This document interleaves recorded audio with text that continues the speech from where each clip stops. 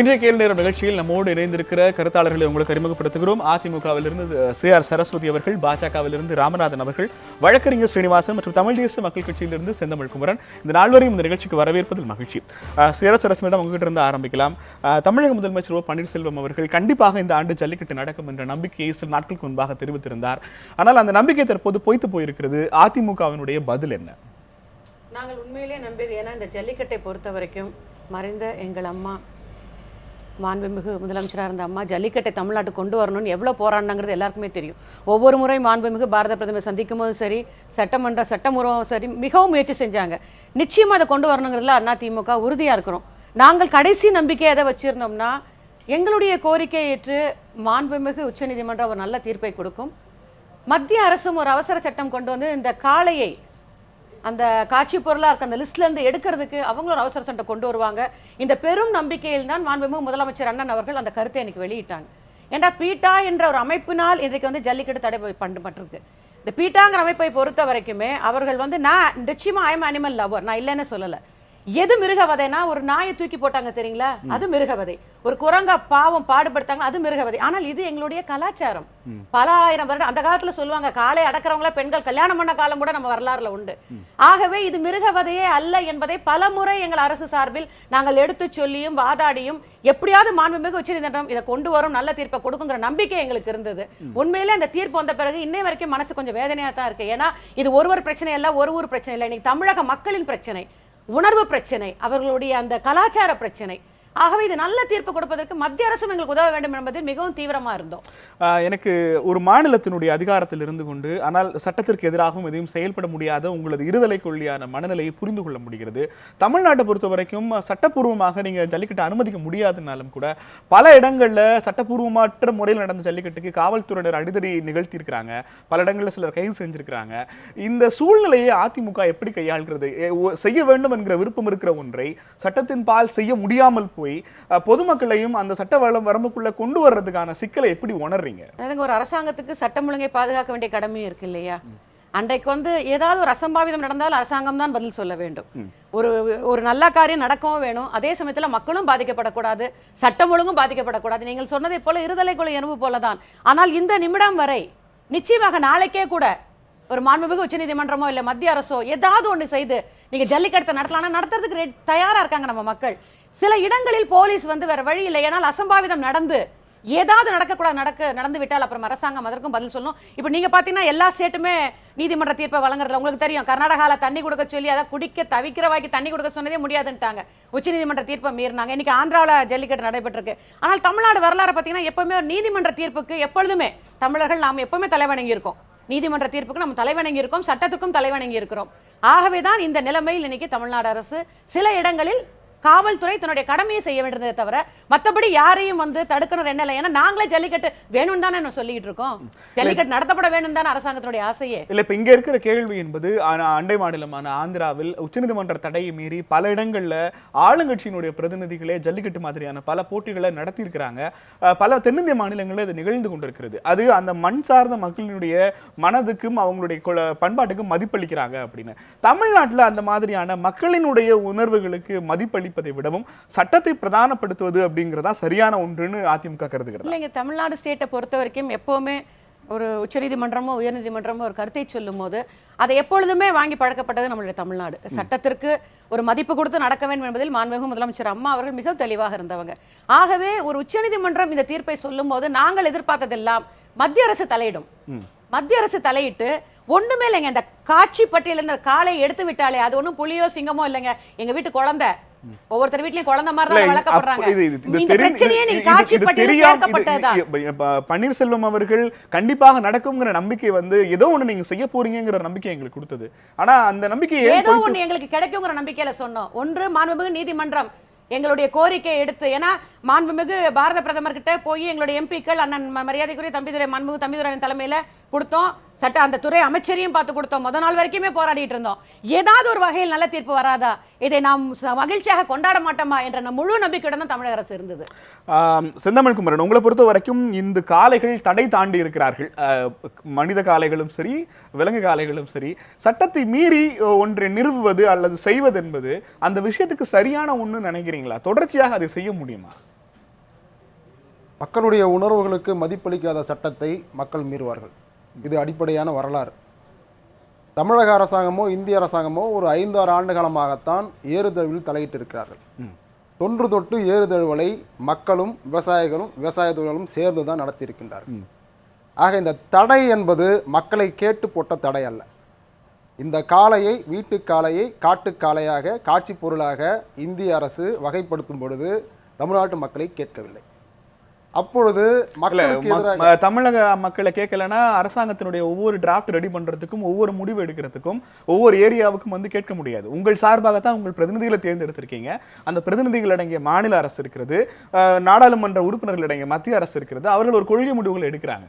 ஒவ்வொரு முறையும் மக்கள் கிட்ட கேட்கலங்கிறது என்ன மாதிரியான ஒரு அணுகுமுறை? மக்கள் அரசு என்பதற்கு இங்க இருக்கக்கூடிய ஐடியாலஜி என்பது என்ன என்பதுடைய கேள்வி. முதல்ல ஒரு மக்கள் அரசு மக்களுடைய கோரிக்கையை கேட்காம நீங்கள் ஒரு கருத்தை கொண்டு வரலாம், ஒரு சட்டத்தை கொண்டு வரலாம். ஆனால் வந்த பிறகு மக்கள் எதிர்க்கிறார்கள், போராடுகிறார்கள், சட்டம் சரியல்ல, தவறு, எங்கள் பண்பாட்டுக்கும் பாரம்பரியத்திற்கும் எதிரானது என்று சொல்லும் பொழுது அப்போ அதை மறுபரிசீலனை செய்யக்கூடிய இடத்துல அரசு இருக்கா? அதுதான் எங்களுடைய கேள்வி. ராமநாதன் சார், ஒரே நிமிஷம். அவங்க கேள்வி என்ன காரணத்திற்காகவோ முந்தைய காங்கிரஸ் திமுக கூட்டணி அரசு அது செய்திருக்கலாம். ஆனால் உங்களுக்கு ஒரு 3 ஆண்டு கால டைம் கிடைச்சுமே கூட மக்களினுடைய உணர்வுகளை சரியாக அதிமுகவும் பாஜகவும் புரிந்து கொள்ளவில்லை. இது இவ்வளவு தூரம் வந்து பிரச்சனைக்குள்ளாகும் நீங்க எதிர்பார்க்கலங்கிறது தெரியுதா? மத்திய அரசு இப்போ ஏன்னா எனக்கு என்ன ஆச்சரியமாக இருக்குன்னா தமிழக அரசு மட்டுமே இதை நிவர்த்தி பண்ணணும்னா மாண்புமிகு முதலமைச்சர் அம்மாவே செஞ்சிருப்பாங்க.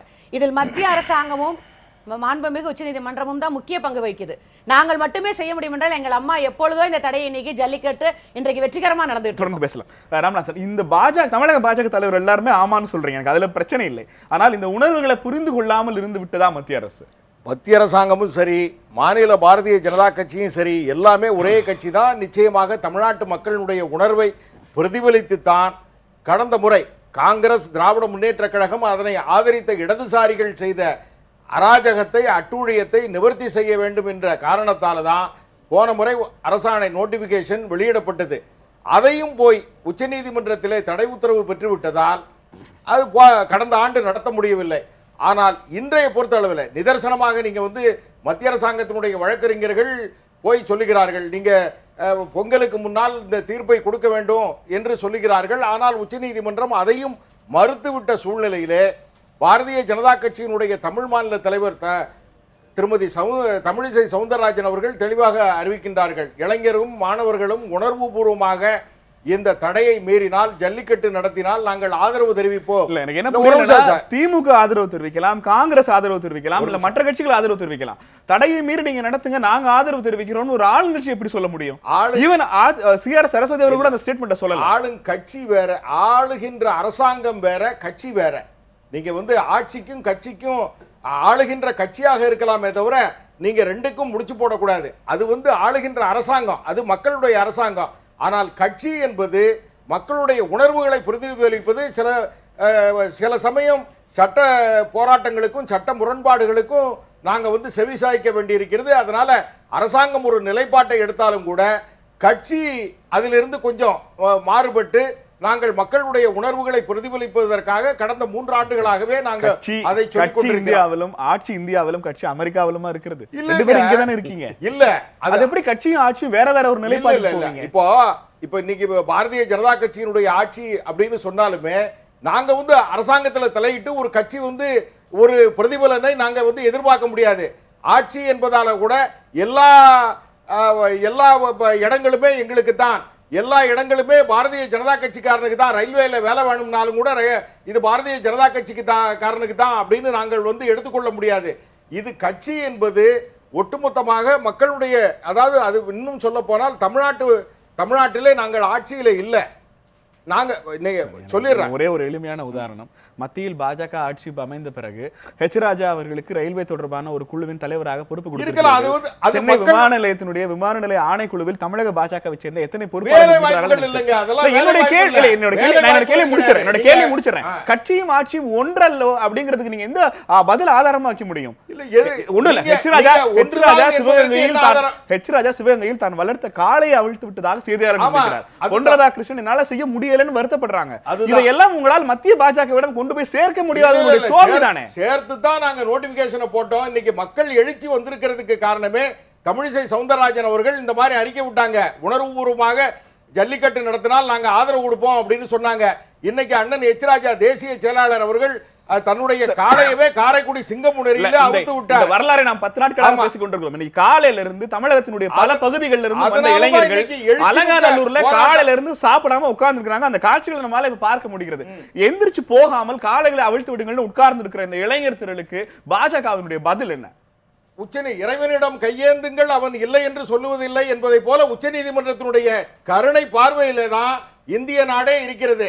இன்னைக்கு மாநில அரசாங்கம் நினைச்சா ஒரு கடைசியில் ஒரு கருணைக்கு வந்து விட்டாங்க. அந்த போராட்ட குழுவினர் 5 காளைகளையாவது அவிழ்த்து விடுங்கள், ஓட விடுங்கள். 5 கோவில்கள் சார்பில் ஒவ்வொரு கோவிலுக்கும் ஒரு காளை வீதம் 5 காளைகளை, கோவில் காளைகளை ஓட விடுங்கள் என்று வந்து விட்டார்கள். அது அரசாங்கம் நடத்துவதால், அலங்காநல்லூரை பொறுத்தளவில் அரசாங்கம் நடத்துவதால சட்டம் தெரியாத அந்த போராட்டத்தில் உட்கார்ந்து இருக்கிற ஒரு இளைஞனாக கேட்கிறேன். உச்சநீதிமன்றத்தில் வழக்கு நிலுவையில் இருக்கிறது. ஆனால் ஒரு அவசர சட்டத்தை தற்போது பாஜகவால் பிறப்பிக்க முடியுமா, முடியாதா? அவசர சட்டம் எப்படிங்க? அதாவது உச்சநீதிமன்றம் என்னெல்லாம் தீர்ப்பு சொல்லுகிறதோ அதையெல்லாம் அடைத்து தான் ஒரு அவசர சட்டமோ அல்லது பாராளுமன்றத்திலே கொண்டு வந்து சட்ட திருத்தமோ கொண்டு வர முடியும். நீங்க உச்சநீதிமன்றத்துல ஒரு பாஜக ஆட்சிக்கு வந்ததுல இருந்து இப்போ வரைக்கும் எத்தனை அவசர சட்டம் எத்தனை துறைகளில் கொண்டு வந்திருக்கு நான் உங்களுக்கு சொல்ல வேண்டிய உச்சநீதிமன்றத்துல ஏதாவது வழக்கு அது சம்பந்தமாக ஏதாவது நிலுவையில் இருக்குன்னு சொல்லுங்க. ஏதாவது ஒரு வழக்கு உச்சநீதிமன்றத்தினுடைய பார்வையில ஏதாவது வழக்கு இருக்கு? கருப்பு பண மீட்பு தொடர்பான வழக்கு ஸ்பெஷல் இன்வெஸ்டிகேஷன் டீம் போட்டு தற்போது வழக்கு சுப்ரீம் கோர்ட்ல பெண்டிங்ல இருக்கு. தீர்ப்பு வருவதற்கு முன்பாகவே நவம்பர் 8ஆம் தேதி பண ரூபாய் செல்லாதுன்னு உங்களால அறிவிக்க முடியுமா? இதெல்லாம் அறிவிக்கிறது ஏமாத்திரம் சார். அதற்கு இதற்கும் அதாவது இந்த டிமானிட்டைசேஷனே செல்லாது என்பதற்கு வழக்குகள் நிலுவையில் இருக்கு. அதற்கும் இதுக்கும் சம்பந்தப்படுத்தாதீங்க. நீங்கள் தமிழ்நாட்டையும் தமிழகத்தினுடைய ஜல்லிக்கட்டையும் முக்கியமானதாக கருதி இருந்தால் ஒரு அவசர சட்டத்தை கொண்டு வந்திருக்க முடியுமா, முடியாதா? இல்ல முடியாதுங்க. தொடர்ந்து பேசலாம். முடியாது என்பதற்கு தான் ஏனென்றால் உச்சநீதிமன்றத்தில் நிலுவையில் இருக்கு. உங்களை பொறுத்த வரைக்கும் சட்டப்பூர்வமாக முடியாதுங்கிறீங்க. சட்டப்பூர்வமாக முடியாதுங்கிறதா உங்க பதில்? தலைவர்கள் தொடர்ந்து ராமநாதன் சார், நீங்க மனப்பூர்வமா அதை ஆதரிக்கிறீங்கிறத ஏற்கனவே சொல்லிட்டீங்க. சட்டப்பூர்வமாக செய்ய முடியாதுங்கிறது உங்க பதில். அந்த உச்சநீதிமன்றத்தினுடைய தீர்ப்பு வரும் வரை அது ஆதரவாக வந்தாலும் சரிதான், எதிராக வந்தாலும் சரிதான், அதுவரை முடியாது என்பதுதான். அதற்கு பின்னால அது பாதகமாக வந்தாலும் நாங்க சட்ட திருத்தத்தை கொண்டு வர தயாரா. சுப்ரீம் கோர்ட்ல ஒரு கேஸ் பெண்டிங்ல இருக்கிற போது வேறு ஒரு வகையில் ஒரு ஆர்டினேஷன் கொண்டு வர்றதுங்கிறது சாத்தியம் இல்லாத ஒன்றா? இதற்கு முன்பாக அப்படி ஒரு உதாரணம் இல்லையா? கிடையவே கிடையாது. இதுல இன்னொன்னு நான் சொல்லிக்க விரும்புறேன். ஜல்லிக்கட்டை பொறுத்த வரைக்கும் சொல்ல வேண்டியது எல்லாத்தையும் இவர் கூறிய மாதிரி அடைக்க வேண்டிய எல்லா ஓட்டைகளையும் சுப்ரீம் கோர்ட் மே 2014 செய்துவிட்டது. எப்போ மே 2014 ஜட்ஜ்மெண்ட் வந்ததோ அதுக்கு பிறகு சட்ட திருத்தம் கொண்டு வராததே இந்த பிரச்சனையில் அக்கறை இல்லை என்பதை தான் காட்டுகிறது. ஒன்று, இதில் மே 2014 இந்த ஜல்லிக்கட்டு ஜட்ஜ்மெண்ட் வந்த பிறகு prevention of cruelty to animals act amend பண்ணி சட்ட திருத்தம் வந்திருக்க வேண்டும். அதை உடனே பண்ணியிருக்கணும். நோட்டிஃபிகேஷன் போட்டது மிகப்பெரிய தவறு. நோட்டிஃபிகேஷன் போட்ட அன்றே சட்ட வல்லுநர்கள் சொன்னார்கள் இந்த நோட்டிஃபிகேஷன் எடுபடாது, இது பொய்த்து போகும் என்று. 2014 சுப்ரீம் கோர்ட் பேரை சொல்லி நேரம் தள்ளி கொண்டிருப்பதும் தவறு. இதில் இன்னொரு விஷயம், மத்திய அரசாங்கம் இதில் சட்ட திருத்தம் கொண்டு வந்திருக்க வேண்டும். சட்ட திருத்தம் கொண்டு வர பாராளுமன்றம் அப்போது செஷனில் இல்லை என்றிருந்தால் ஆர்டினன்ஸ் கொண்டு வந்திருக்கலாம். மிக முக்கியமான சட்டங்கள் எல்லாம் ஆர்டினன்ஸில் வந்திருக்கின்றன. இப்போது நோட்டிபிகேஷனை தாக்கி உச்சநீதிமன்றத்தில் நிலுவையில் இருக்கும் வழக்கிற்கும் இந்த சட்ட திருத்தத்திற்கும் முடிச்சு போடுவது என்று தவறு. இன்னொரு விஷயம், இது கொஞ்சம் மன வருத்தத்தோடு சொல்கிறேன். பாராளுமன்றமோ மத்திய அரசாங்கமோ இதை செய்யவில்லை என்றால் இதை கையில் எடுத்து கொண்டு செய்வதற்கு மாநில அரசாங்கத்திற்கே, மாநில சட்டசபைக்கே சக்தி இருக்கிறது. நம்மளுடைய அரசியல் சாசன சட்டத்தில் ஆர்டிகிள் 254(2) அதை பயன்படுத்தி ஒரு சட்டத்தை சட்டமன்றத்திலேயே நிறைவேற்றி அதற்கு பிரசிடென்ட்டோட கன்சென்ட்டை வாங்கியிருந்தாங்கன்னா இந்த பிரச்சனையை சமாளிக்கலாம். இது எப்படி இருக்குன்னு கேட்டால், ஸ்டேட் கவர்மெண்ட் ரிலே ரேஸ் மாதிரி பட்டனை சென்ட்ரல் கவர்மெண்ட்டை கொடுத்துரும், சென்ட்ரல் கவர்மெண்ட் சுப்ரீம் கோர்ட்டை கொடுத்துரும். இல்லை முடியாத சமயத்தில் நீ அவசர சட்டம் போடுன்னு ஒருத்தர் மாற்றிப்பாங்க. இதுல ஒரு விஷயம் ரொம்ப தெளிவானது. இந்த சட்ட போராட்டங்களுக்கு மத்தியில எனக்கான ஒரு அடிப்படை கேள்வி, உச்சநீதிமன்றம் ஏதோ ஒரு நிலைப்பாட்டில் ஒரு உத்தரவோ அல்லது தீர்ப்போ வழங்கி இருக்கிறது. மக்கள் மத்தியில் அந்த தீர்ப்புக்கு சம்பந்தம் இல்லாத ஒரு உணர்வு இருக்கிறது, அல்லது வேறு ஒன்றின் உடனடியாக நடத்தி ஆகணும் கட்டாயம் இருக்கிறது என்றால், உச்சநீதிமன்ற தீர்ப்புகளை ஒருவேளை மீறுகிற அல்லது தடையை மீறுகிற அல்லது மீறி செயல்பட முடிகிறதுங்கிறதுக்கான சூழலை மத்திய மாநில அரசுகள் ஊக்குவிக்க முடியுமா, அல்லது ஊக்குவித்தவர்கள் மீது என்ன நடவடிக்கை இதுவரை எடுக்கப்பட்டிருக்கிறது? அதாவது சார், நான் பொதுவாக சொல்கிறேன். அதாவது என்னன்னு கேட்டால், உச்சநீதிமன்றத்தை பொறுத்த வரைக்கும் அதோட தீர்ப்பை மதிக்காமல் தீர்ப்புக்கு அடிபணியாமல் இருப்பவர்களுக்கும் தீர்ப்புக்கு அடிபணியாமல் இருக்க ஊக்குவிப்பவர்களுக்கும் நீதிமன்ற அவமதிப்பு வழக்கு தொடர உச்சநீதிமன்றத்தில். என்னுடைய கேள்வி, நீதிமன்ற அவமதிப்பு வழக்கு தொடர்ந்ததன் வாயிலாக என்ன நடவடிக்கை எடுக்கப்பட்டிருக்கிறது? டெஃபமேஷன் கேஸ் போட்டுருவாங்க ஆல்ரெடி, அது நீங்க சொல்லாமலே நடந்துரும். அதுக்கு பிறகு மாநில அரசுகள் மேலோ குறிப்பிட்ட நபர்கள் மேலோ என்ன நடவடிக்கை இதுவரை எடுக்கப்பட்டிருக்கிறது?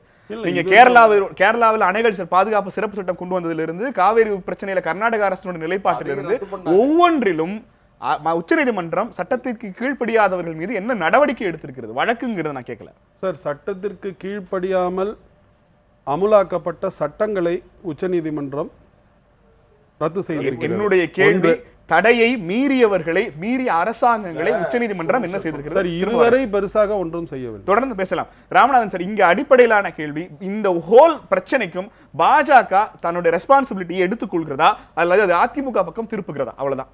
இது அதிமுக பக்கம் திருப்புதா அல்லது பாரதிய ஜனதா கட்சிக்கு ஒட்டுமொத்தமான பொறுப்பு இருக்கிறதா? ஏனென்றால் நீங்க பாரதிய ஜனதா கட்சி நடந்துச்சுன்னா அது யாரால நடந்துச்சுங்கிறது கிரெடிட் எடுத்துக்கிறதுக்கு அத்தனை பேரும் தயாராக இருக்கிறீர்கள். ஒண்ணு நடக்கலன்னா அது ஏன் நடக்கலங்கிற கேள்விக்கு பால தள்ளி விட்டுட்டே இருந்தா எப்படி? இல்ல இது சட்டபூர்வமாக, அதாவது எங்களுடைய அவருடைய குற்றச்சாட்டு 2014 மேல நீங்க ஒரு ஆர்டினன்ஸ் கொண்டு வந்திருக்கணும், மறந்துட்டீங்க அல்லது தவறிட்டீங்க, விட்டுட்டீங்க, அவ்வளவுதான். இல்ல ஆர்டினன்ஸ் கொண்டு வந்திருக்கணும்னா அதுக்கு தான் அதை ஜல்லிக்கட்டை அனுமதித்து ஒரு அரசாணையை வெளியிட்டோம். அந்த அரசாணை இன்னைக்கும் நிலுவையில் இருக்கிறது. அந்த அரசாணை இன்னைக்கு சொல்லலாங்க, அவர் சட்ட வல்லுநருங்க, அவர் சொல்லலாம். இன்னொரு 10 பேர்கிட்ட கேளுங்க, அந்த அரசாணையே செல்லும் என்று சொல்லுகிறார்கள். அதனாலதான் உச்சநீதிமன்றம் எடுத்த எடுப்புல தள்ளுபடி பண்ணல, இன்னைக்கும் பரிசீலனையில் இருக்கிறது. எடுத்த எடுப்புல ஏதாவது தள்ளுபடி பண்ணிட்டாங்களா அந்த அரசாணையை? இன்னைக்கும் நிலுவையில் இருப்பதற்கு என்ன காரணம்? ஸ்டே ஆர்டர் தானே கொடுத்திருக்காங்க. அதிலும் நாங்கள் விளக்கமாக தீர்ப்பு எழுத வேண்டும் என்று சொல்லி இன்னைக்கு பொங்கலுக்கு முன்னால எங்களால தீர்ப்பு கொடுக்க முடியாது அப்படின்னு சொல்றாங்கன்னா அதிலே சத்து இருக்கிறது, சாரம் இருக்கிறது, அந்த அரசாணையிலே ஒரு பொருட்செறிவு இருக்கிறது என்றுதானே அர்த்தம். நீங்க அதெல்லாம் அரசாணை, நீங்க சட்டத்தை மதிக்காத போக்கு அப்படின்னு சொல்றீங்க. ஒரு தேதிக்கு தான் மாட்டு பொங்கல் கொண்டாடப்படுது, இன்ன தேதிக்கு தான் அலங்காநல்லூர்ல ஜல்லிக்கட்டு நடக்குதுன்னு உங்களுக்கு தெரியும். அதற்கு முந்தைய தேதிகளில் உத்தரவு வாங்குவதற்கான என்ன சட்ட வழிமுறைகளை பாஜக அரசு கையாண்டு? எல்லா ஆர்குமெண்ட்டும் டிசம்பர் மாதமே முடிந்து விட்டது. எல்லா ஆர்குமெண்ட்டுமே அட்வான்ஸ் ஹியரிங் போட்டு நீங்க தமிழ்நாடு ஜல்லிக்கட்டு ரெகுலேஷன் ஆக்டை தள்ளுபடி பண்ணாங்க. அதற்கு மேல ரிவ்யூ பெட்டிஷன் போட்டதையும் உச்சநீதிமன்றம் தள்ளுபடி செய்து விட்டது. இந்த மத்திய அரசாங்கம் போட்ட நோட்டிபிகேஷனும் எல்லா ஆர்குமெண்ட்ஸும் முடிந்து இன்னும் தீர்ப்பு வர வேண்டியதுதான் பாக்கி இருக்கிறது. அது தீர்ப்பு உச்சநீதிமன்றத்தினுடைய கையில் இருக்கு. அதாவது நீங்க சட்டத்தை மீறுகின்ற போக்கு என்ன தண்டனை கொடுத்திருக்கீங்க அப்படின்னு. இன்னைக்கு மாநில அரசாங்கத்தை பொறுத்தளவுல இந்த ஜல்லிக்கட்டு எந்த சட்டத்தினாலும் தடை செய்யப்படவில்லை. அதை நல்லா புரிஞ்சுக்கணும்.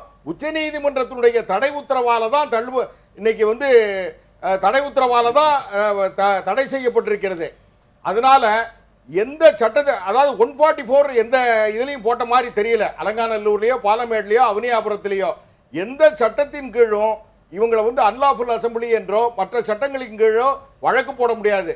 ஒரு காவல்துறையினரை பொறுத்த அளவில் கண்டெம்ட் ஆஃப் கோர்ட்டை மீறி இருக்கிறது, நீதிமன்ற அவமதிப்பு செய்திருப்பதாக உச்சநீதிமன்றம் கருதினால் அதற்கான கண்டெம்ட் ஆஃப் கோர்ட் ஆக்டின் கீழ் நடவடிக்கை எடுக்கலாம்.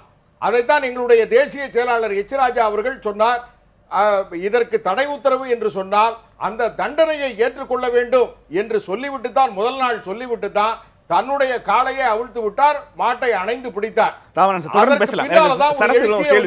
சரஸ்வதி மேடம், எனக்கு இந்த பிரச்சனையில் அதிமுக அரசினுடைய எப்படி இந்த பிரச்சனையை அணுகி இருக்கிறது என்பதில் ஒரு அரசாங்கத்திற்கே உரிய இறையாண்மையை காப்பாற்றக்கூடிய கடமை உங்களுக்கு இருந்தாலும் கூட எனக்கு இருக்கிற கேள்வி, அதிமுக தலைமையின் குறித்து ஒரு முன்னாள் அமைச்சர் இன்று காலை விமர்சிக்கிறார். அதற்கு உடனடியாக பல்வேறு அமைச்சர்களும் அதிமுக மூத்த தலைவர்களும் ஒரு பதில் சொல்றீங்க. என்னை பொறுத்த வரைக்கும் ஒரு பிரச்சனையை அணுகுவதில் இந்த பிரச்சனையில் அவங்க அதிமுக தலைமை குறித்து வருகிற புகாரில் இவ்வளவு வேகமா உங்களோட ரெஸ்பான்ஸ் இருக்கிறது. ஆனால் ஜல்லிக்கட்டு குறித்து மாநிலம் முழுக்க இவ்வளவு பெரிய போராட்டங்கள் நடைபெற்றுக் கொண்டிருக்கிறது. இந்த போராட்டங்கள் குறித்து தமிழக அரசோ அதிமுக அமைச்சர்களோ சட்டபூர்வமாக ஏதேனும் எப்போதாவது பேசியிருக்கிறீர்களா? எங்க தொடர்ந்து பார்லிமெண்ட்ல பேசியிருக்கோம், சட்டமன்றத்துல பேசியிருக்கோம். அது வந்து கட்சி விவகாரம். இன்றைக்கு காலையில் ஒரு அதிமுக அதனால அவருடைய கருத்து அதுதான் சொல்றேன். அது கட்சிங்க, அது கட்சியை பத்தி சொன்னதுனால அதற்குரிய விளக்கங்களை நாங்க எல்லாருமே சொல்லியிருக்கோம். இது சட்டம் சம்பந்தப்பட்டது. சார் அட்வொகேட் சார் கூட சொன்னாங்க, அதிமுக நினைத்திருந்தால் செஞ்சிருக்கலாம். 2013 வரைக்கும் அம்மாவோட ஆட்சியில் ஜல்லிக்கட்டு நடந்தது. அப்ப என்னன்னா அவங்க வந்து ஒரு கேசட்டை கொண்டு போய் கொடுத்தாங்க, பீட்டா அமைப்பும் விலங்கு நல வாரியமும் வாழை கடிக்கிறாங்க, மிளகாபடி தூறாங்கிற எப்பவோ நடந்தது. அதுக்கப்புறம் விளக்கம் அம்மா அவர்கள் விளக்கம் கொடுத்து இதெல்லாம் நடக்காதுன்னு உறுதி கொடுத்து சட்டமன்றத்தை இங்க இருக்கிற நீதிமன்றத்துல கொடுத்து அதன் பிறகு நடத்துறவங்களும் நான் பதில் சொல்லிடுறேன். அதன் பிறகு 2014 மறுபடியும் பீட்டாவும் விலங்குனர் ஆரியம் போய் தான் 2013 வரைக்கும் நடந்துட்டு தான் இருந்தது அம்மாவோட ஆட்சியிலையும். அதன் பிறகு போய் மறுபடியும் ஸ்டே வாங்கினாங்க. இது வந்து சட்டபூர்வமா நடந்துட்டு இருக்கு. சட்டபூர்வமாக நடக்கும் போது நாங்க பார்லிமெண்ட்ல பேசுறோம், எங்க எம்பிக்கள் பேசுறாங்க. நாங்க வந்து பிரைம் மினிஸ்டர் மாண்புமிகு முதலமைச்சர் அம்மா இருக்கும் போதும் பார்த்தாங்க, இப்பவும் பார்த்துட்டு இருக்கோம். சோ சட்டபூர்வமாக இது தடை வாங்கி இருக்கும் போது சட்டபூர்வமாக எங்க பேச வேண்டுமோ அங்க எங்க இயக்கம் பேசிட்டு தான் இருக்கு. இது ஏங்க முதலமைச்சரே சொன்னாரு, மாண்புமிகு முதலமைச்சர் நாங்க நடத்தி அந்த ஆர்வம் என்னோட கேள்வி ஒரு டைமென்ஷன் ஒருவேளை பிரிந்து போகலாம். என்னன்னா கூடங்குளம் அணு உலைக்கு எதிரான ஒரு போராட்டம் நடைபெறுகிறது. அந்த போராட்டங்களை பார்ப்பதற்கு அல்லது ஆறுதல் கூறுவதற்கு பதில் சொல்வதற்கு மத்திய அமைச்சர்கள் முதலமைச்சர் ஜெயலலிதா அவர்கள் தனியாக ஒரு பிரஸ் மீட்டே வச்சாங்க. இப்ப என்னுடைய கேள்வி, இந்த 20 நாட்களாக தமிழ்நாட்டில் நடைபெற்றுக் கொண்டிருக்கிற போராட்டங்கள் பற்றி மாநில அரசு இதுவரை ஒரு வார்த்தை கூட சொல்லலையே. நாங்கள் அந்த மக்களின் உணர்வை புரிஞ்சுக்கிட்டு இருக்கோங்க. அந்த மக்களுக்கு வேணுங்கிறத அந்த மக்களின் உணர்வுகளை புரிந்து கொண்டதாக சிஆர் சரஸ்வதி சொல்கிறார். மாநில அரசு எப்போது சொன்னது? அதனால நெல்சன் சார் மாண்புமிகு முதலமைச்சர் நடத்துவோம் சொன்னது அதற்காகத்தான். இந்த மக்களின் உணர்வு, இந்த மக்களுடைய ஆசை, எங்களுடைய ஆசை. தமிழ்நாட்டில் ஜல்லிக்கட்டு நடக்குமா என்கிற கேள்விக்கு நடக்கும் என்கிறது பதில். தமிழ்நாட்டில் ஜல்லிக்கட்டு வேண்டும்னா அரசியல் கட்சிகள் இல்லாமல் இவ்வளவு இளைஞர் திரள் ஒரு பெரிய போராட்டத்தை நடத்தி கொண்டிருக்கிறது. மாநில அரசு அது குறித்து ஒரு சின்ன புள்ளை கூட நீங்க நகர்த்தலையே. ஏங்க எப்படி நடத்துனீங்க? எதிர்கட்சியா இருந்தா இப்ப ஸ்டாலின் அவர்கள் ஒரு நாடகம் போட்டாரு, ஒரு ஆர்ப்பாட்டம் நடத்தினாரு. இதே திமுக காங்கிரஸ் இருக்கும் போது தான் அந்த தடையை கொண்டு வந்தது. 2014 காங்கிரஸ் மேனிஃபெஸ்டோல அட்லீஸ்ட் ஸ்டாலின் நாடகத்திற்காக இந்த போராட்டங்களை தூண்டுகிறார்னு கூட அறிக்கை வரலங்கிற ஆட்சியிடம் இருந்து அது எல்லாருக்குமே தெரியும். அதை நாங்க வேற சொல்லணுமா? இதுக்கு அதான் அவங்களுக்கெல்லாம் பதில் சொல்லுங்க நிலைமையை தாண்டி எங்களுடைய உணர்வு. என்னோட கேள்வி நீங்க புரிஞ்சுங்க. கட்சிகள் எல்லாம் விட்டு தமிழகம் முழுக்க லட்சக்கணக்கான இளைஞர்கள் போராடிட்டு இருக்காங்க. பல இடங்கள் இந்த நீங்க அந்த வெளிச்சத்தை பார்க்க முடியுமான்னு எனக்கு தெரியல. இருட்டுல இன்னும் உட்கார்ந்து இருக்காங்க. இப்ப இந்த போராட்டத்தை நாங்கள் மதிக்கிறோம், எங்களால செய்ய முடிஞ்ச வரைக்கும் செய்யறோங்கிற மாதிரியான குறைஞ்சபட்சமா அதை அக்னாலேஜ் பண்ற பதில் கூட வரலையே. ஒரு மாண்புமிகு முதலமைச்சர் நாங்கள் ஜல்லிக்கட்டை நடத்துவோம்னு சொல்ற வார்த்தையை விட என்ன எதிர்பார்க்கறீங்க நெல்சன்? இந்த போராட்டங்களுக்கு அதுக்கு ஆதரவு தானே, அந்த மக்களுடைய உணர்வுக்கு ஆதரவு தானே அந்த வார்த்தை. நாங்க மக்களோட உணர்வை புரிஞ்சுக்கிறோம். இது பாரம்பரியமான விளையாட்டு, எங்களுடைய கலாச்சாரம், இதை நடத்த வேண்டும் என்பதில் எல்லா ஆர்வமும் அம்மா வந்து எப்படி ஆசைப்பட்டாங்களோ அந்த ஆசை எல்லாருக்குமே எங்களுக்கு உண்டு. அதற்காகத்தானே ஒரு முதலமைச்சர் எப்படியா நடத்திடுவோம்னு சொல்றதுக்கு வார்த்தை வந்த காரணமே இது நடக்க வேண்டும் என்பதனால தானே. எங்க முதலமைச்சர் ஒன்றும் சொல்லலையே நாங்க முயற்சி பண்றோம், நாங்க மறுபடியும் கோர்ட்டுக்கு போறோம், நாங்க தனியா சட்டம் போடுறோம், அப்படிலாம் சொல்லவே இல்லையே. தீர்க்கமா என்ன சொன்னார்? ஜல்லிக்கட்டு நடக்க வேண்டும், நடந்தே தீர வேண்டும். இதுதானே ஆணித்தரமா வந்த வார்த்தை. அப்போ எங்களுக்கு இது நடக்கணுங்கிற எண்ணமும் ஆர்வமும் ஆசையும் இருப்பதனால் என் கலாச்சாரத்தை, என் தமிழின கலாச்சாரத்தை காப்பாற்றணுங்கிறதுக்காக தானே இந்த வார்த்தையை சொன்னோம். உறுதியாக ஜல்லிக்கட்டு நடக்கும், எள்ளளவும் பின்வாங்க மாட்டோம் என்கிற ஓ பன்னீர்செல்வம் அவர்களுடைய அந்த அறிக்கைக்கும் இப்ப நடந்து கொண்டிருப்பதற்கும் எந்த சம்பந்தமும் இல்லை. சரி, அவர் சொன்னபடி நடக்கல. இப்போ ஏன் நடக்கலங்கிறதுக்காகவாவது அதிமுக அரசு வாய் திறந்திருக்கிறதா? இதுதாங்க பிரச்சனை. ஒரு நீதிமன்றம் இன்றைக்கு தடை வாங்கி இருக்கும் போது சிஆர் சரஸ்வதி அவர்கள் இந்த நிகழ்ச்சியில் இப்போது வரை எதையெல்லாம் பேசிக் கொண்டிருக்கிறாரோ அதுவெல்லாம் தமிழ் மண்ணுக்கு சரியான ஒன்று. உங்க ஸ்டாண்ட் என்னங்கிறத நீங்க கிளியரா சொல்லிட்டு இருக்கீங்க. அதை தமிழக அரசு ஏன் இப்போது வரை செல்லவில்லைங்கிறதா என்னோட கேள்வி. நீங்க இந்த போராடுகிறவர்களை மதிக்கிறோம், இந்த போராட்டத்தை மதிக்கிறோம், இந்த போராட்டத்திற்கு ஆதரவு தருகிறோம், ஜல்லிக்கட்டு நிச்சயம் நடக்கும், ஜல்லிக்கட்டு நடக்காமல் போனதற்கு உச்சநீதிமன்றத்தினுடைய தடைதான் காரணம்னு தமிழக அரசு இன்னை வரைக்கும் கோர்ட் லீவுங்க. இந்த நிமிஷம் வரைக்கும் எங்களோட ஒரு அரசாங்கம் நிச்சயமா நடக்கிறதுக்கு நடவடிக்கை எடுத்துட்டு இருக்கு. நீங்க 3 நாள் கண்டினியூவா லீவ் வந்தாச்சு. நிச்சயமா நீதிமன்ற கதவை தட்டாமல் இருக்க போறோம். வாடிவாசல் மூடி இருக்கு. ஒரு நீதிமன்ற கண்டெம்ட் ஆஃப் கோர்ட் பண்ணவும் முடியாது மிஸ்டர் செந்தில். ஒரு ஆளுங்கட்சி எதிர்க்கட்சியா இருந்தா திரு ஸ்டாலின் போன்றவர்கள் வந்து அங்க ஆர்ப்பாட்டம் பண்ணிட்டு வீட்டுக்கு போயிடலாம். நாங்கள் ஆளுங்கட்சி, பார்த்து முதலமைச்சர் பேசி இருக்கலாம், ஒரு அறிக்கை விட்டு இருக்கலாம், நாங்கள் உங்களோடு இருக்கிறோம், இப்போது கலைந்து செல்லுங்கள், வருங்காலங்களில் உறுதியாக ஜல்லிக்கட்டு நடக்கிறதுக்கான விஷயங்களை இந்த நான் சொல்றது பேசுறது சொல்றேன், உரையாடுறது சொல்றேன். மக்கள் இந்த அளவுக்கு அந்த சகோதரர்களுக்கு பாதுகாப்பு கொடுத்து அவர்கள் மேல் ஒரு பிரச்சனையும் வராமல் பார்த்து கொண்டு அவர்களுடைய ஆசையும் புரிந்து கொண்டு இன்னைக்கு அங்க பாதுகாப்பா உட்கார்ந்து இருக்கோம்னா என்ன அர்த்தம்? எங்களுக்கு அவர்கள் மேல் உள்ள ஆர்வம் அந்த விளையாட்டு நடக்க வேண்டும் என்ற ஆர்வம் தான். இந்த நிமிஷம் வரைக்கும் ஏன் பாதுகாப்பு கொடுக்குறோம்? நாங்க பாட்டு போயிடலையே. நீங்க எப்படி வேணா ஓட்டிக்கங்க, எப்படி வேணா நடந்துக்கங்க, கலவரம் வந்தாலும் பரவாயில்ல. தடியடியை எப்படி பாதுகாப்பு வேற என்ன பண்ண முடியும் மிஸ்டர் நெல்சன்? அங்க நடந்த ஒரு தடியடியை காப்பாற்ற வேண்டிய பொறுப்பு அரசாங்கத்துக்கு இருக்கா இல்லையா? அசம்பாவிதம் ஏதாவது நடந்தால் இதே கேள்வி இதே டிபேட்ல உட்கார வச்சு கேட்க மாட்டீங்க? ஒரு ஆளும் கட்சி இவ்வளவு அசம்பாவிதம் நடக்குது, தாக்கப்பட்டிருக்காங்க, ஏதாவது சேதம் ஏற்பட்டுச்சுன்னா அன்றைக்கு யார் பதில் சொல்ல வேண்டும்? ஆளுங்கட்சி சொல்லணும். இந்த பிரச்சனையை அணுகிற விதம் சரியானா? அதிமுக இந்த பிரச்சனையை சரியா அணுகிருக்கிறதா? அவர்களுக்கும் பாதுகாப்பு கொடுக்கணும், அவர்கள் உணர்வையும் மதிக்கணும், ஜல்லிக்கட்டும் நடத்தப்படணும். இதை ஒரு ஆளும் கட்சி செய்யும் போது அதனுடைய வழியில் தான் எடுத்தேன் கவுத்தேன் செய்ய முடியாது. சிஆர் சரஸ்வதி அவங்க இந்த அவர்கள் மட்டும் இல்ல, ஆட்சியில் இருக்கிற அத்தனை பேரும் சொல்லக்கூடிய ஒரே டோன் தான், உங்க எந்த போராட்டங்களுக்கும் தடை விதிக்கல, யாரையும் இப்போது வரைக்கும் முன்கூட்டியே அரெஸ்ட் பண்ணல, அவர் சொன்ன மாதிரி 144 தடை உத்தரவு இப்போது வரை பிறப்பிக்கப்படல, ரொம்ப பாதுகாப்பாக அத்தனை பேரையும் உட்கார வைத்திருக்கிறார்கள். 5 மணிக்கு அவங்க கொடுத்த டைம் முடிஞ்சு போச்சு. இப்போதும் காவல்துறையினர், நீங்க எப்படி இளைஞர்கள் உட்கார்ந்துருக்காங்கன்னு சொல்றீங்களோ, காவல்துறையினரும் அதே மாதிரி முந்தின நாள் நைட்ல இருந்து இப்போ வரைக்கும் உட்கார்ந்து இருக்காங்க. இதற்கு மேல் ஒரு தேர்ந்தெடுக்கப்பட்ட அரசாங்கம் சட்டப்பூர்வமாக என்ன செய்துவிட முடியும்? சட்டப்பூர்வமாக இதுவரையில் என்ன செஞ்சாங்கன்றதான் எங்களுடைய கேள்வியே. மக்கள் திரண்டுட்டாங்க. சட்டப்பூர்வமாக அரசுகள் என்ன செஞ்சாங்க? 2009 திமுக அரசு ஒரு சட்டத்தை கொண்டு வந்தாங்க. ஜல்லிக்கட்டு சிறப்பு சட்டம் தான், ஜல்லிக்கட்டு ஒழுங்காண்மை சட்டத்தை கொண்டு வந்தாங்க. அந்த சட்டத்தை கொண்டு வருவதற்கு அவர்கள் எடுத்துக்கொண்ட பிரிவு இந்திய அரசுக்கு மட்டும் இல்லை, காளைகளுடைய வளர்ப்பில் தமிழ்நாட்டு அரசுக்கும் அக்கறை இருக்குது. மாநில அரசுகளுடைய உரிமை, மாநில பட்டியல் என்பதில் காளைகளை எங்கள் தமிழ்நாட்டு காளைகளை வளர்ப்பதில் எங்களுக்கு அக்கறை இருக்குது, உரிமை இருக்குது. இது மத்திய அரசுக்கு மட்டும் இல்லை, மாநில அரசுக்கும் இதில் பங்கு இருக்குது. அந்த பிரிவு பகுதியினுடைய அடிப்படையில் தான் இந்த ஜல்லிக்கட்டு சிறப்பு சட்டத்தை கொண்டு வந்தாங்க. அதனால் இது இந்திய அரசுக்கு எதிரான சட்டம் கிடையாது. சரி, சட்டத்தை கொண்டு வந்தாங்க. சட்டத்தை கொண்டு வரும்பொழுது இந்திய விலங்குகள் வதை சட்டத்தினுடைய பிரிவில் காளை கிடையாது. 2009 காங்கிரஸும் திமுகவும் கூட்டணி தான். 2011 தான் ஜெயராம் ரமேஷ் சொல்கிறாரு, வனவிலங்குகள் பட்டியலில் சேர்த்துட்டோன்னு சொல்கிறாரு. சரி, அதுக்கு பிறகு இவங்களுக்கு ஆட்சி போயிடுச்சு, திமுகவுக்கு ஆட்சி போயிடுச்சு. ஆனால் இவங்க நாடாளுமன்றத்தில் இருந்தாங்க. நாடாளுமன்றத்தில் குரல் கொடுத்தாங்களா? நாடாளுமன்றத்தில் பேசினாங்களா? காங்கிரஸை வலியுறுத்தி இதை யாரை கேட்டு நீங்கள் போட்டீங்க கேட்டாங்களா? சிறப்பு சட்டம் கொண்டு வருவதற்கு தகுதி உள்ள ஒரு திமுக வனவிலங்குகள் சட்டத்தை வந்து மாற்றி போட்டதை பிரச்சனை இந்த வரலாறு நம்ம தொடர்ந்து பேசிக்கிட்டே இருக்கோம். இன்னைக்கு ஒரு அரசாங்கத்தால் என்ன செய்திருக்க முடியும்னு குமரன் நினைக்கிறாருங்க. அதிமுக அரசு ஆட்சி பொறுப்பேற்ற உடனே நாடாளுமன்றத்தில் 3வது பெரிய கட்சியா இருக்காங்க. இவங்க அந்த வனவிலங்கு தடை சட்டத்தில் இருந்து காளை நீக்கிறதுக்கு என்ன முயற்சி எடுத்தாங்க? நாடாளுமன்றத்தில் பேசினாங்களா? சரி, நீங்க பேசுனீங்க, மத்திய அரசு கேட்கல. நீங்க என்ன சொல்றீங்க? முதல்வர் என்ன சொல்றாரு? நடத்தப்படும், நம்பிக்கை இருக்கிறது, நான் உத்தரவாதம் கொடுக்குறேன்னு சொல்றாரு. எப்படி சொன்னீங்க? பொங்கலுக்கு முன்னாடி ஒரு சிறப்பு சட்டமன்றத்தை கூட்டினீங்களா? கர்நாடகாவுக்கு இந்திய அரசு காவிரி தீர்ப்பு கொடுக்கும் போது சிறப்பு சட்டமன்றம்ல பல முறை நாங்கள் நாடாளுமன்றத்தில் பேசியாச்சு மிஸ்டர் நெல்சன். பாரத பிரதமரை சந்திச்சு கோரிக்கை வச்சாச்சு. மாண்புமிகு நம்முடைய அண்ணன் தம்பிதுரை அவர்கள் இப்போ பொங்கலுக்கு முதல் நாள் கூட போய் பார்த்து சொல்லியாச்சு. இது மத்திய அரசு ஒரு சட்டம் கொண்டு வர வேண்டியது. என்னுடைய நினைவில் சரியாக இருக்கிறது என்றால் நவம்பருக்கு பிறகு அதிமுகவும் பாஜகவும் எப்போது இந்த பிரச்சனை நாடாளுமன்றத்தில் எழுப்பினீர்கள்? எங்கள் எம்பிக்கள் எத்தனை முறை பேசியிருக்காங்கிறது நவம்பருக்கு பிறகு, நவம்பர், டிசம்பர், ஜனவரி இந்த 3 மாதங்களில் அதிமுகவும் பாஜகவும் இந்த பிரச்சனையை நாடாளுமன்றத்தில் எழுப்பல. எனக்கு தெரியாது. எங்களுடைய எம்பிக்கள், எங்கள் அம்மா இருந்த காலத்திலேயே எங்களுடைய எம்பிக்கள் பல பேர் நாடாளுமன்றத்தில் ஜல்லிக்கட்டுக்காக பேசியிருக்காங்க. காமராஜர் அவர்கள் பேசியிருக்காங்க, சத்யபாமா, திருப்பூர் சத்யபாமா பேசியிருக்காங்க. நீங்க வேணா நைட்டு போய் பாருங்க. அவங்க பேச்சுல ஜல்லிக்கட்டு முக்கியத்துவம். என்னுடைய கேள்வி, நவம்பர், டிசம்பர், ஜனவரி இந்த பிரச்சனை 3 மாசத்துல சீரியஸ் ஆக போகிறது. நீங்க நவம்பர்ல பேச ஆரம்பிச்சீங்கன்னா தான் டிசம்பர்ல சிறப்பு ஆர்டினன்ஸா கொண்டு வந்திருக்க முடியும். பார்லிமென்ட்டில் பேசினால் நாங்கள் பேசியதே பேசினோம். அதுக்கப்புறம் யாருடையது அது? சென்ட்ரல் கவர்மெண்ட்டுக்கு என்ன பண்ணி முதல்ல அதை சொல்லுங்க. அதாவது ஒரு காளைகளை பட்டியலில் சேர்த்தது அன்றைக்கு இருந்த மத்திய அரசு, காங்கிரஸ். மீண்டும் இப்ப ஆட்சிக்கு வந்திருக்கிறது பிஜேபி. சோ காளை பட்டியலிருந்து நீக்க, அதாவது போராடுதுங்கிறாங்க. பீட்டாவை ஊக்குவிச்சவங்க இவங்க 2 பேர் தான். 2000 வரும்போதே பிஜேபியும் திமுகவும் இருந்தது இந்தியாவில். அதன் பிறகு காங்கிரஸ் வந்து பீட்டாவுக்கு வந்து பயங்கரமா அவங்க பூஸ்ட் பண்ணி விட்டாங்க. அந்த பீட்டாங்கிற அமைப்பு என்னங்கிறது எல்லாருக்குமே தெரியும். அமெரிக்கா இருக்கிற நாய்களையும் பூனைகளையும் கொல்லக்கூடிய இயக்கம் தான் அது. மிருகங்கள் பேரை சொல்லி கோடிக்கணக்காக சம்பாதிக்கக்கூடிய இயக்கம். அப்படி பீட்டாக்கு உண்மையிலே மிருகவதை தடுப்பு சட்டம்னா, நீங்க நம்ம லெதர்ல போடுறோமே ஷூவும் பேகும், முதல்ல அதை தடை பண்ணிட்டவங்க.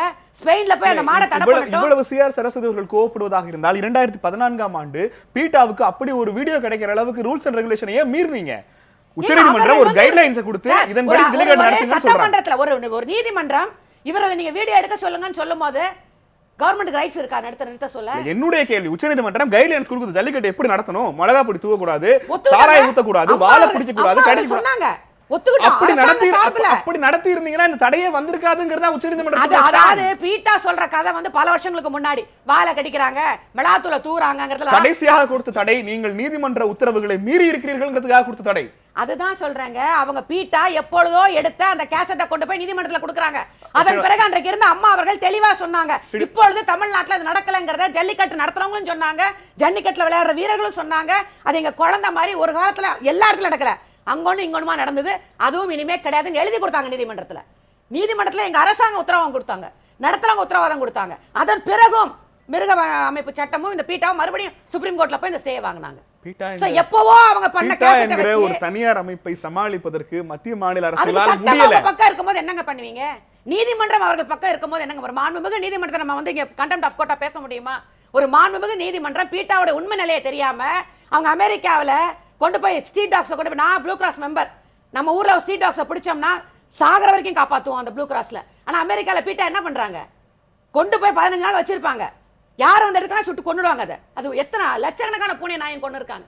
அதை புரியாமல் பீட்டாவை பற்றி உண்மையான நிலவரம் தெரியாமல் சட்டம் அவங்க பக்கம் இருக்கு. சட்டம் அவங்க பக்கம் இருக்கு. நிகழ்ச்சி தொடங்கினதுல இருந்து எனக்கு ஆச்சரியமான விஷயம் என்னவென்றால், எனக்கு ஆச்சரியமான விஷயம் என்றால் சிஆர் சரஸ்வதி அவர்கள் இங்க பதிவு செய்கிற எல்லாமே குறைந்தபட்சமாக உச்ச நீதிமன்றத்தில் தமிழக அரசு சார்பில் சொல்லப்பட்டதா?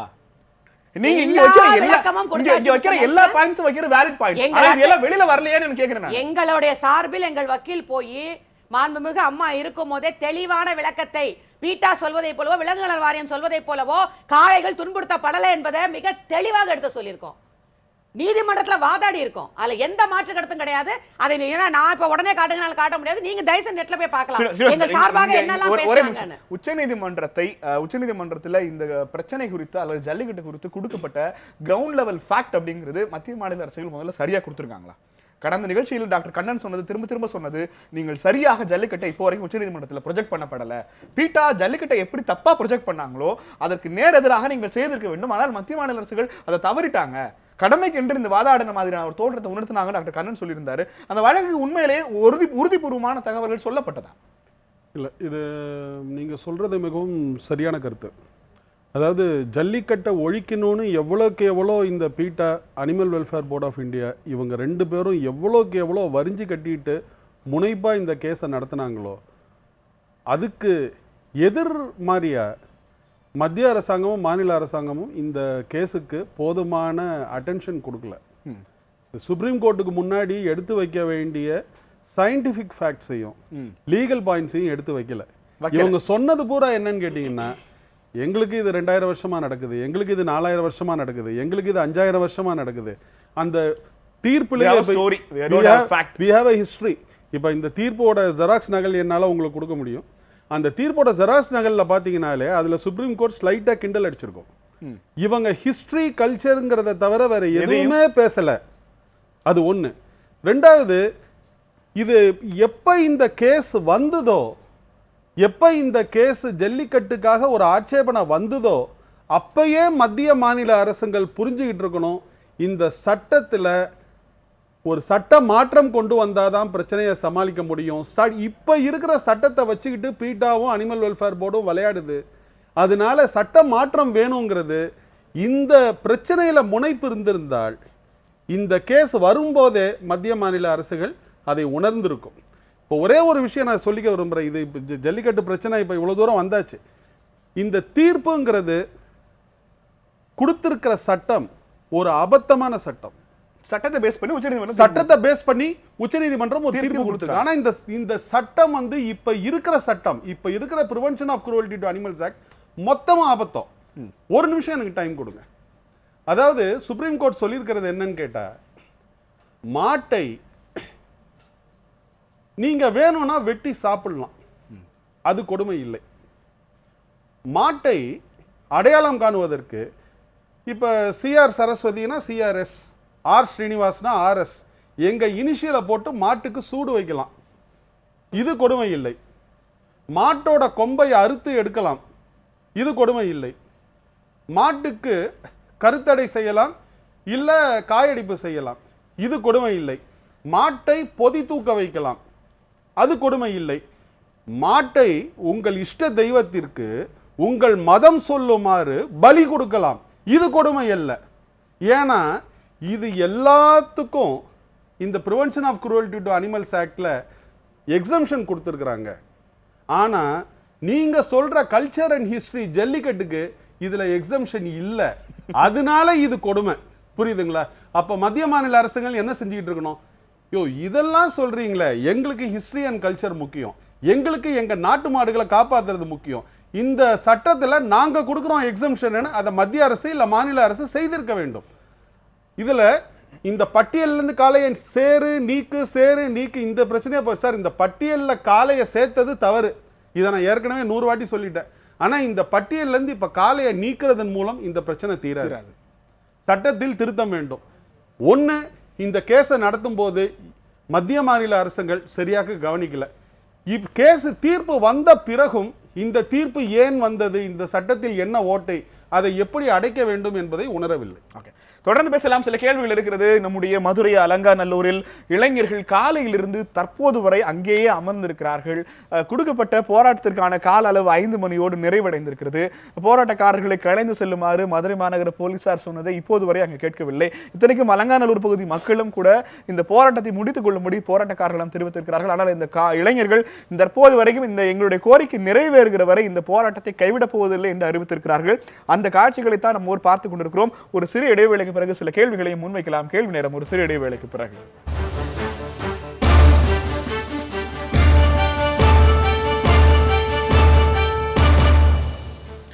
கேள்வி நேரம் தொடர்கிறது. தடைகளை தாண்டிய காளைகள், 2 தரப்பு காளைகளுமே தடைகளை தாண்டி இருக்கிறது. தமிழகம் முழுக்க சட்டத்தை மீறி தடையை மீறி பல இடங்களில் ஜல்லிக்கட்டு நடந்திருக்கிறது.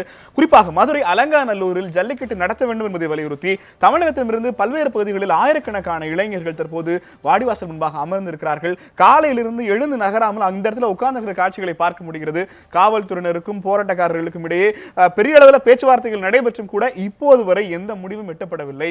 குறைந்தபட்சம் 5 காளைகளையாவது அவிழ்த்து விட வேண்டும் போராட்டக்காரர்களின் இளைஞர்களின் கோரிக்கையை காவல்துறை தரப்பும் ஏற்பதாக தெரியவில்லை. யாருமே நகர்ந்து போகாததால் காலையிலிருந்து இந்த கூட்டம் அப்படியே இருக்கிறது.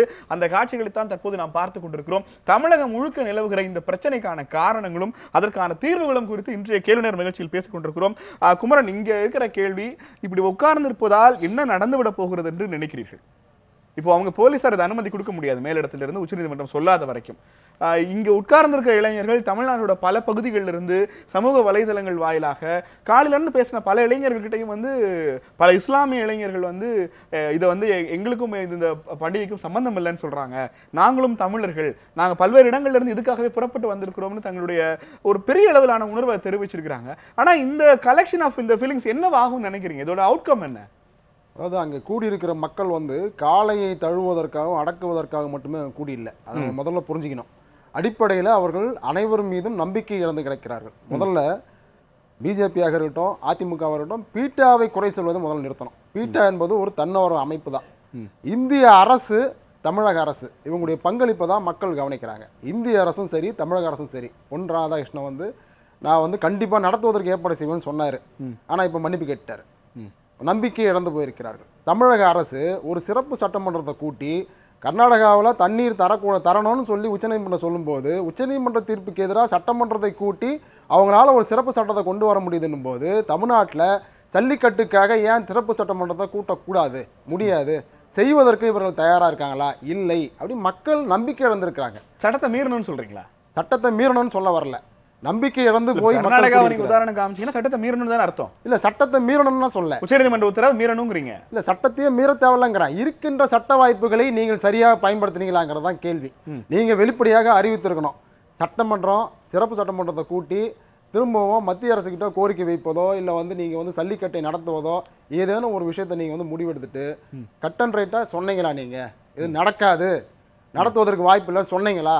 சொல்லியிருந்தாக்க மக்கள் நடத்தலாமான்ற வாய்ப்பை பார்த்துட்டு போகிறாங்க. அவங்க தயாராக இருக்க போகிறாங்க. கைதாகிறதா இல்லையான்னு அவங்க மீறதை பற்றி அவங்க முடிவு பண்ணி போகிறாங்க. ஒரு முதலமைச்சரே முந்தா நாள் வரையில் நடத்துவதற்கான எல்லா உத்தரவாதையும் கொடுக்குறாரு. எப்படி கொடுத்தீங்க?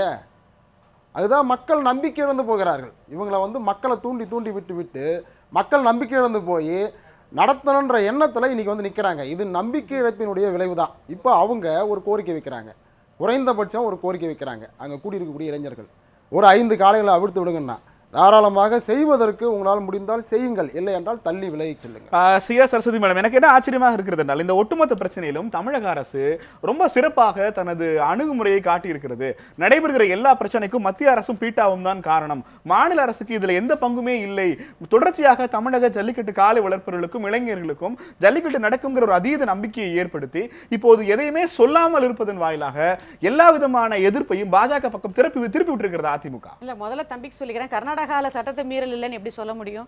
ஒரு தமிழ்நாட்டுக்கு தவிச்ச வாய்க்கு தண்ணி கொடுக்க வேண்டிய கடமை இருக்கு. உச்சநீதிமன்றம் தண்ணியை திறந்து விடுங்கன்றாங்க, நீ சொல்லிட்டா நான் திறந்து விடுவேனான்னு திறந்து விட மாட்டேங்கிறாங்க. உடனே வறட்சி மாநிலம் அறிவிச்சு அப்படியும் ஏமாத்துறாங்க. அது சட்டம் விதிமீறல் இல்லையா? சட்டத்தை மீறின செயல் தானே அது. நிச்சயமா சட்டத்துக்கு உட்பட்ட செயல் இல்லை இல்லையா?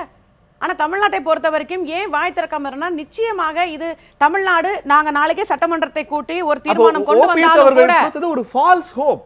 நாங்கள் சட்டமன்றம் ஒரு கூட்டம் நாங்க ஏற்கனவே சொல்றேன்மா, இது ஏற்கனவே 2009 ஒரு முறை திமுக ஒரு சட்டத்தை கொண்டு வந்து கோர்ட்டுக்கு போனாங்க. அப்போ கோர்ட்டை தள்ளுபடி பண்ணிட்டாங்க. இப்போ மறுபடியும் இது எப்படினாலும் நீங்க கோர்ட்டுக்கு போகாம நீங்க சட்டமன்றம் மட்டுமே போட்டு அசெம்பிளில இருந்து மட்டுமே இது நடைமுறைப்படுத்த முடியும். ஸ்ரீனிவாசன் சொல்றாரு, நீங்க ஒரு சிறப்பு அவசர சட்டம் கொண்டு வந்து குடியரசுல ஒப்புதலை பெற்று அதை அமல்படுத்தலாம். ஒப்புதல் பெற்றும் நீங்க நீதிமன்றத்தில் இருக்கும்போது பீட்டாவை குறை சொல்றீங்க. காரணமே அவங்க தானே. பீட்டாவை குறை சொல்லாம யாரை குறை சொல்றது?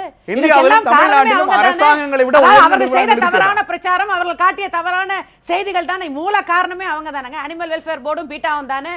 ஆக நாம சட்டத்தை கொண்டு வந்து கவர்னர் கொடுத்தா அன்னைக்கு பீட்டா என்ன சொல்றாங்க? அவங்க ஒரு லெட்டர் எழுதினாங்களா இல்லையா ஜனாதிபதிக்கும் கவர்னருக்கும்? இதை நடத்தினால் நீங்கள் அரசை கலைக்க வேண்டும் சொன்னாங்களா இல்லையா?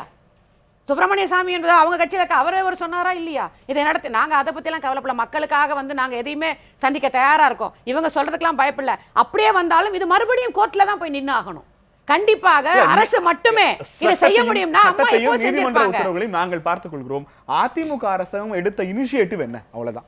என்ன இனிஷியேட்டிவ் எடுக்கன்னு சொல்றீங்க மிஸ்டர் நெல்சன்? இது நான் சட்ட ரீதியாக போராட வேண்டியது எங்களுடைய கடமையா நாங்க நினைக்கிறோம். நாங்கள் கர்நாடகா மாதிரி சட்டத்தை மீறுவதில்லை. தமிழக அரசு எப்பவுமே சட்டத்தை மதிக்கிறோம். சட்டத்தை மதிக்கும் பொழுது நாங்கள் பார்லிமெண்ட்ல பேசியாச்சு, பிரைம் மினிஸ்டர்ட்ட கோரிக்கை கொடுத்தாச்சு, எங்களுடைய வக்கீல்கள் உச்சநீதிமன்றத்துல பலமா வாதாடியாச்சு. காளைகளை பற்றி ராஜீவ் கொலை வழக்கில் கைது செய்யப்பட்ட 7 பேரை விடுவிக்க வேண்டும் என்று ஒரு ஒருங்கிணைந்த சட்டமன்ற தீர்மானம் என்னுடைய கேள்வி, கோர்ட்ல பெண்டிங்ல இருக்கிற ஒரு வழக்குல தீர்மானம் உங்களால நிறைவேற்ற முடிகிற போது ஜல்லிக்கட்டுக்கு ஆதரவாக உங்களால ஒரு சட்டமன்ற தீர்மானத்தை ஏன் நிறைவேற்ற முடியல? போட்டு கூட இந்த நிமிஷம் வரைக்கும் எங்களுக்கு அந்த வேதனை இருக்கு. அம்மா ஆசைப்பட்டாங்க 7 பேர் வெளியில வரணும். அந்த பேரல் அம்மா வந்து அம்மா பார்த்து அழும்போது என்னுடைய கேள்வி, உச்சநீதிமன்றத்தில் அந்த வழக்கு நிலுவையில் இருக்கிற போது ஒரு சட்டமன்ற தீர்மானத்தை உங்களால் போட முடிந்திருக்கிறது. சட்டமன்ற தீர்மானம் போட்டும் ஜல்லிக்கட்டுக்காக நீங்க ஒரு தீர்மானத்தை நிறைவேற்றுவதன் வாயிலாக அதிமுக அரசு தேவையாக இருக்கிறதுன்னு காமிச்சிருக்கலாம். நாங்க இந்த பொங்கலுக்கு முன்னாடி வரைக்கும் நாங்க கடைசியா நம்பினது நிச்சயமாக மாண்புமிகு நீதிமன்றம் நல்ல தீர்ப்பு கொடுக்கும்னு நம்பணும். ஏன்னா எங்களுடைய வாதங்கள் நாங்க ஆணித்தரமா எடுத்து வச்சோம். நான் இல்லைன்னா சொல்லவே மாட்டேன். நீங்க வேணா அந்த ஃபைல் கூட நான் கூட நாளைக்கு கொடுக்குறேன். என்னெல்லாம் எடுத்து வச்சோம், காளைகள் எப்படிலாம் பராமரிக்கப்படுறாங்கன்னு சொன்னோம், இதை ஏன் விலங்கியல் பட்டியல் காட்சி பொருள் இருந்து நீக்க வேணும்னு சொன்னோம், எல்லாத்தையும் எடுத்து வச்சாச்சு. அதற்கு அடுத்து நாங்க நினைத்தது நிச்சயமா மத்திய அரசு எங்களுக்கு உதவி செய்யும். உங்களை பொறுத்த வரைக்கும் ஜல்லிக்கட்டுக்கு ஆதரவாக உங்களை பொறுத்த வரைக்கும் ஜல்லிக்கட்டு இப்ப தெரிஞ்சு போச்சு நிலைமை என்னங்கிறது இப்ப தெரியுது. நிச்சயமாக தமிழக அரசு அடுத்து என்ன நடவடிக்கை எடுக்க வேண்டுமோ நிச்சயமா செய்வோம். இப்ப வரைக்கும் ஜல்லிக்கட்டுக்கு ஆதரவாக என்னவெல்லாம் செய்ய முடியுமோ அதையெல்லாம் நீங்கள் செய்து முடித்து செஞ்சிருக்கோம். ஆன் தி கிரவுண்ட் செஞ்சிருக்கோம். எல்லாமே முடிச்சிட்டீங்க. முடிக்கிறேன் நான் சொல்லலைங்க, நாங்க செஞ்சுக்கிட்டு இருக்கோம்னு சொல்றேன். நாங்க முடிச்சிட்டோம்லாம் சொல்லல. கண்டிப்பாக இது இன்னைக்கு முடியாத பட்சத்துல எங்கள் அரசு தீர்மானமாக ஒரு முடிவுக்கு வர வேண்டிய நடவடிக்கை என்ன வேண்டுமோ அதை கண்டிப்பா செய்யும். ஓகே, தற்போது நாம் பார்த்து கொண்டிருக்கிற காட்சிகள், அந்த பகுதிகள் அலங்காநல்லூரில் போராட்டத்தில் ஈடுபட்டிருக்கிற இளைஞர்கள் தற்போதைக்கு கலைவதாக தெரியவில்லை. இரவு உணவு அவர்களுக்காக பிரத்யேகமாக கொண்டு வந்து தற்போது கொடுக்கப்பட்டு கொண்டிருக்கிறது. போராட்டம் தொடர்ச்சியாக நீடித்து கொண்டிருக்கிறது. அந்த காட்சிகளை நம்மால் பார்க்க முடிகிறது. சில ஊடகங்களினுடைய வெளிச்சத்தை தவிர அங்கு பெரிய அளவில் விளக்குகள் கூட இல்லை. இந்த ஒரு பொது மைதானத்தில் இந்த மாதிரி அவங்க கூடியிருப்பது தொடர்ச்சியாக ஜல்லிக்கட்டு நடந்தே தீர வேண்டும் என்கிற அவர்களது மன உறுதியை காட்டிக் கொண்டிருக்கிறது. எனக்கு ராமநாதபுரம் கேட்பதற்கு இருக்கிற மிக முக்கியமான கேள்வி, சிஆர் சரஸ்வதி மேல ஒரு நல்ல பாயிண்ட் எடுத்து கொடுத்தாங்க. என்னால் ஜல்லிக்கட்டை நடத்த முடியவில்லை, மன்னிப்பு கோருகிறேன் அப்படிங்கிறாரு பொன் ராதாகிருஷ்ணன். அன்றைக்கு இரவே 10 நிமிஷத்துல இதையெல்லாம் நீங்க நம்பிக்கையெல்லாம் கை இழந்துட வேணாம், கண்டிப்பாக இந்த ஆண்டு ஜல்லிக்கட்டு நடக்கும்ங்கிறாங்க தமிழிசை சவுந்தரராஜன். சட்டத்தை மீறி ஜல்லிக்கட்டை நடத்தினீங்கன்னா தமிழக அரசை கலைக்கணுங்கிறார் சுப்பிரமணிய சுவாமி. இந்த 3 பேர்ல யாரு பாஜக, எந்த பாஜகவை நீங்கள் ஆதரிக்கிறீர்கள்? 3 பேருமே கொஞ்சம் பதில் சொல்ல விடுங்க. 3 பேருமே ஒரே கருத்தை ஒட்டி பதில்கள் தான். மரியாதைக்குரிய மத்திய அமைச்சர் பொன் ராதாகிருஷ்ணன் அவர்கள் சொன்னது அவர் எடுத்த முயற்சி, அவருடைய நம்பிக்கை, அதை பிரதிபலித்தார். அதற்காக அவர் வந்து இந்த ஆண்டு நடத்த முடியவில்லை என்பதற்காக அவர் பெருந்தன்மையோடு மக்களிடம் மன்னிப்பு கேட்டார். அவர் நீதிமன்றத்தின் மீது வைத்த நம்பிக்கை அதை நிறைவேற்ற முடியவில்லை, காப்பாற்ற முடியவில்லை என்பதற்காக மன்னிப்பு கேட்டார். ஆனால் தமிழிசை சவுந்தரராஜன் அவர்கள் அதை மட்டும் சொல்லவில்லை. நீங்கள் உணர்வு பூர்வமாக நீங்கள் ஜல்லிக்கட்டு நடத்தினால், தமிழக மக்கள் நடத்தினால் நாங்கள் உணர்வு பூர்வமாக அதற்கு ஆதரவு ஜல்லிக்கட்டுக்காக என்ன செய்தார்? யாரு? பொன் ராதாகிருஷ்ணன் ஜல்லிக்கட்டுக்காக என்ன செய்தார்? ஏங்க, பொன் ராதாகிருஷ்ணனுடைய அவர்களுடைய முயற்சியால தான் கடந்த ஆண்டு எங்களுடைய நோட்டிபிகேஷன் வந்தது. இந்த ஆண்டும் கூட எங்களுடைய வழக்குரைஞர்கள் எல்லா ஆதாரங்களையும் சங்க இலக்கியத்திலிருந்து பிரச்சனை கோர்ட்ல இருக்கு நீங்க சொல்லிட்டீங்க. பிரச்சனை கோர்ட்ல இருக்கு நீங்க சொல்லிட்டீங்க. மத்திய அமைச்சர் பொன் ராதாகிருஷ்ணன் என்ன செய்தார்? பொன் ராதாகிருஷ்ணன் தாங்க சொன்னது தான் சொல்றேன். பொன் ராதாகிருஷ்ணன் அவர்கள் செய்தது தான் சொல்றேன். கடந்த ஆண்டு நோட்டிபிகேஷன் வந்ததற்கும் பொன் ராதாகிருஷ்ணன் அவர்கள் தான் காரணம். எங்களுடைய அதாவது வேற்று மாநிலத்திலிருந்து தேர்ந்தெடுக்கப்பட்ட தருண் விஜய் எம்பி கூட பாராளுமன்றத்திலே இதற்காக பேசியிருக்கிறார். எங்களுக்கு ஒரே ஒரு எம்பி தான் தமிழகத்திலே அவர் பேசியிருக்கிறார். தமிழிசை சவுந்தரராஜன் அவர்கள் அதை மட்டும் சொல்லவில்லை. நீங்கள் உணர்வுபூர்வமாக ஜல்லிக்கட்டு நடத்தினால் நாங்கள் ஆதரவு கொடுப்போம் அப்படின்னு சொன்னார். அதை அடுத்து தான் இன்னைக்கு இவ்வளவு எழுச்சி போராட்டமாக இன்னைக்கு வந்து வெடித்திருக்கிறது. நீங்க சுப்பிரமணிய சாமியை பத்தி சொல்றீங்க. சுப்பிரமணிய சாமியை பொறுத்த அளவில் அவர் ஏற்கனவே இந்த ஜல்லிக்கட்டுக்கு ஆதரவாக சுப்ரீம் கோர்ட்ல இன்னைக்கு வாதாடி கொண்டிருக்கின்றார், வழக்காடி கொண்டிருக்கின்றார். அதாவது ஒரு நீதிமன்றத்தில் நண்பரும் வழக்குரைஞர் தான், பார்ட்டிக்கும் நீதிமன்றத்திற்கும் ஏதாவது சின்ன சண்டை சச்சரவு கரைச்சல் வந்துருது அப்படின்னு சொன்னா நீதிமன்றத்தின் பக்கம் நின்று அந்த சண்டை போடுகின்ற அந்த தரப்பினரை, பார்ட்டிக்காரனை, நம்மளுடைய கட்சிக்காரரை ஒரு அதட்டுவது ஒரு நீதிமன்றத்திலே வாடிக்கையான விஷயம்தான். ஒரு வழக்குரைஞரை பொறுத்த அளவில் வாடிக்கையான விஷயம்தான். அந்த அடிப்படையில் இது வந்து ஒரு தமிழ்நாட்டினுடைய மக்களுக்கும் உச்சநீதிமன்றத்தினுடைய ஒரு நடவடிக்கைகளுக்கும் ஒரு விரோதமாக போய்விடக்கூடாது என்பதற்காக அவர் சொன்னார். இன்னொரு கருத்து என்ன அப்படின்னு சொன்னா, அரசாங்கத்தை பொறுத்த அளவில் ஏற்கனவே உச்சநீதிமன்றம் சொல்லியிருக்கிறது. அரசாங்கத்தை பொறுத்த அளவில் உச்சநீதிமன்றத்தினுடைய தீர்ப்பையோ உயர்நீதிமன்றத்தினுடைய தீர்ப்புகளையோ கீழமை நீதிமன்றத்தினுடைய தீர்ப்புகளையோ மீற முடியாது. ஆனால் மக்கள் மீறினால் அதற்குண்டான தண்டனையை ஏற்றுக்கொண்டால் அவர்கள் மீறலாம். மகாத்மா காந்தி அவர்கள் ஒத்துழையாமை போராட்டத்தை கொண்டு வந்தார், வெள்ளையனே வெளியேறு இயக்கத்தை கொண்டு வந்தார்.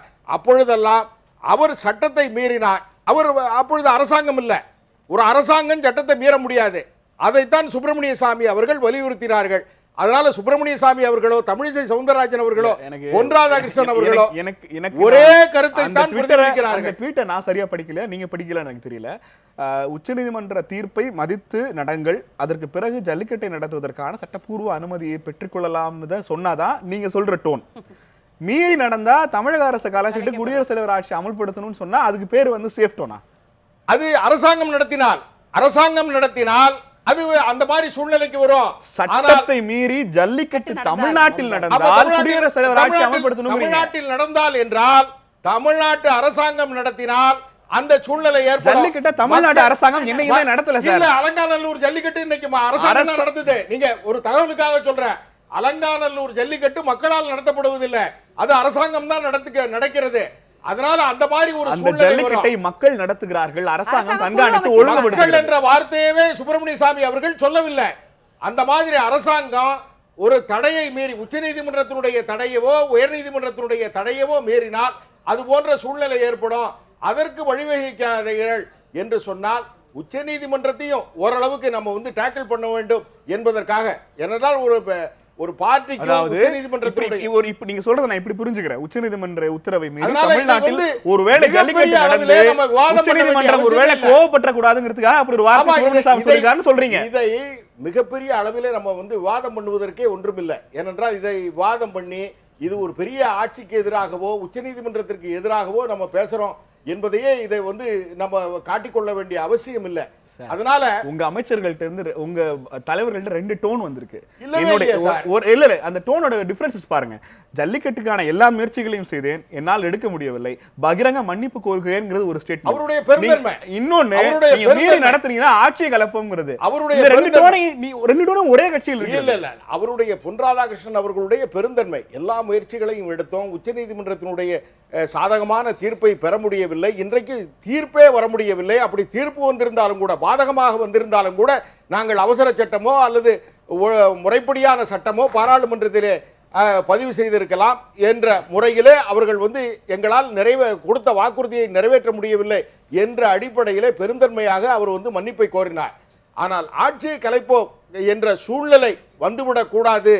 ஏனென்றால் இது வந்து உச்சநீதிமன்றத்தினுடைய பார்வையிலே இருக்கிறது. தமிழ்நாடு அரசாங்கம் ஏதாவது இதில் தலையிட்டு இந்த மாதிரி நடத்தினால் ஆட்சி வந்து உச்சநீதிமன்றத்தினுடைய தீர்ப்புக்கு விரோதமாக போகக்கூடாது என்று சுப்பிரமணிய சாமி சொல்றார். இதுல முரண்பாடு எங்க இருக்கு? ஆட்சி கட்சி போகலாம் சார். அதாவது பாரதிய ஜனதா கட்சி சுப்பிரமணிய சுவாமி சொன்னதில் எந்த முரண்பாடும் இல்லை என்று பாஜக நினைக்கிறது. நிச்சயமா அதுல ஒண்ணும் முரண்பாடு இல்லையே சார். அதாவது ஆட்சி தெளிவா சொல்லிடுறேன், ஆட்சி அது மத்திய அரசாங்கமோ மாநில அரசாங்கமோ நீதிமன்றத்தினுடைய தீர்ப்புகளுக்கு விரோதமாக போக முடியாது. ஆனால் தனி மனிதன் தீர்ப்புகளுக்கு விரோதமாக தங்களுடைய உணர்வுகளுக்கு மதிப்பளிக்கவில்லை என்று சொன்னால் அதை மீறலாம். ஆனால் ப்ரொவைடட் என்னன்னா அந்த தண்டனையை ஏற்றுக்கொள்வதற்கு தயாராக இருக்க வேண்டும். அவ்வளவுதான். அதுதான் எங்களுடைய எச் ராஜா அவர்களும் தெளிவாக சொல்லியிருக்கிறார். மதுரை அலங்காநல்லூரில் தொடர்ச்சியாக போராட்டத்தில் ஈடுபட்டுக் கொண்டிருக்கிற இந்த இளைஞர்களுடைய காட்சிகளை தற்போது நாம் பார்க்கலாம். பல்வேறு தரப்பினருக்கும் அங்க இருக்கிறவர்களுக்கு உணவு வழங்கப்பட்டிருக்கிறது. தொலைபேசி வாயிலாக தற்போது நம்முடைய நியூஸ் 7 தமிழினுடைய கேள்வி நேரத்தை அங்க இருக்கிற இளைஞர்கள் பார்த்து கொண்டிருக்கிறார்கள். இங்க என்ன மாதிரியான விவாதங்கள் முன்வைக்கப்படுகிறது, தங்களுடைய போராட்டத்திற்கான பதில் இங்கு என்ன சொல்லப்படுகிறது என்பதை அவர்கள் கூர்ந்து கவனித்துக் கொண்டிருக்கிறார்கள்.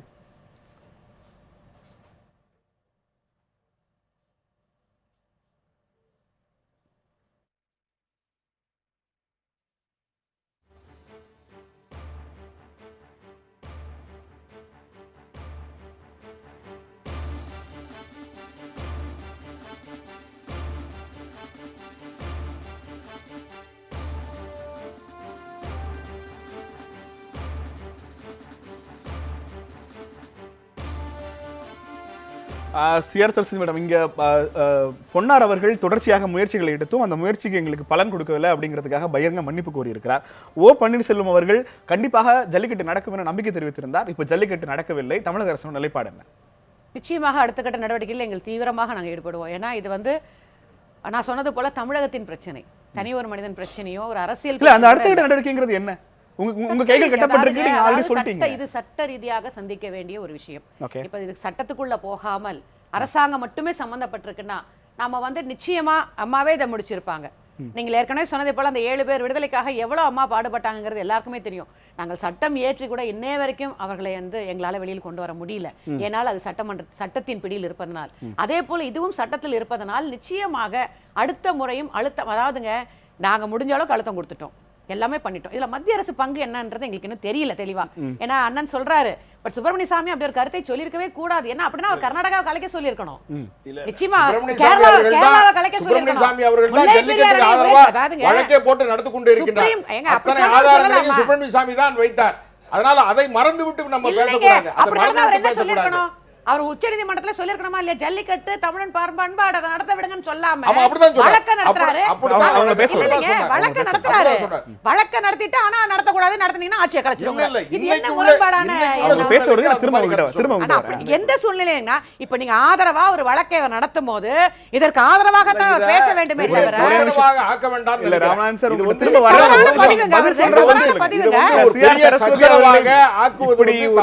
ஒரு மாநில பிரதிநிதியினுடைய குரலை இங்கேயே நீங்கள் கேட்காவிட்டால் மத்திய அரசாங்கத்தில் எப்போது கேட்பீர்கள் என்று எனக்கு தெரியவில்லை. தொடர்ச்சியாக சிஆர் சார்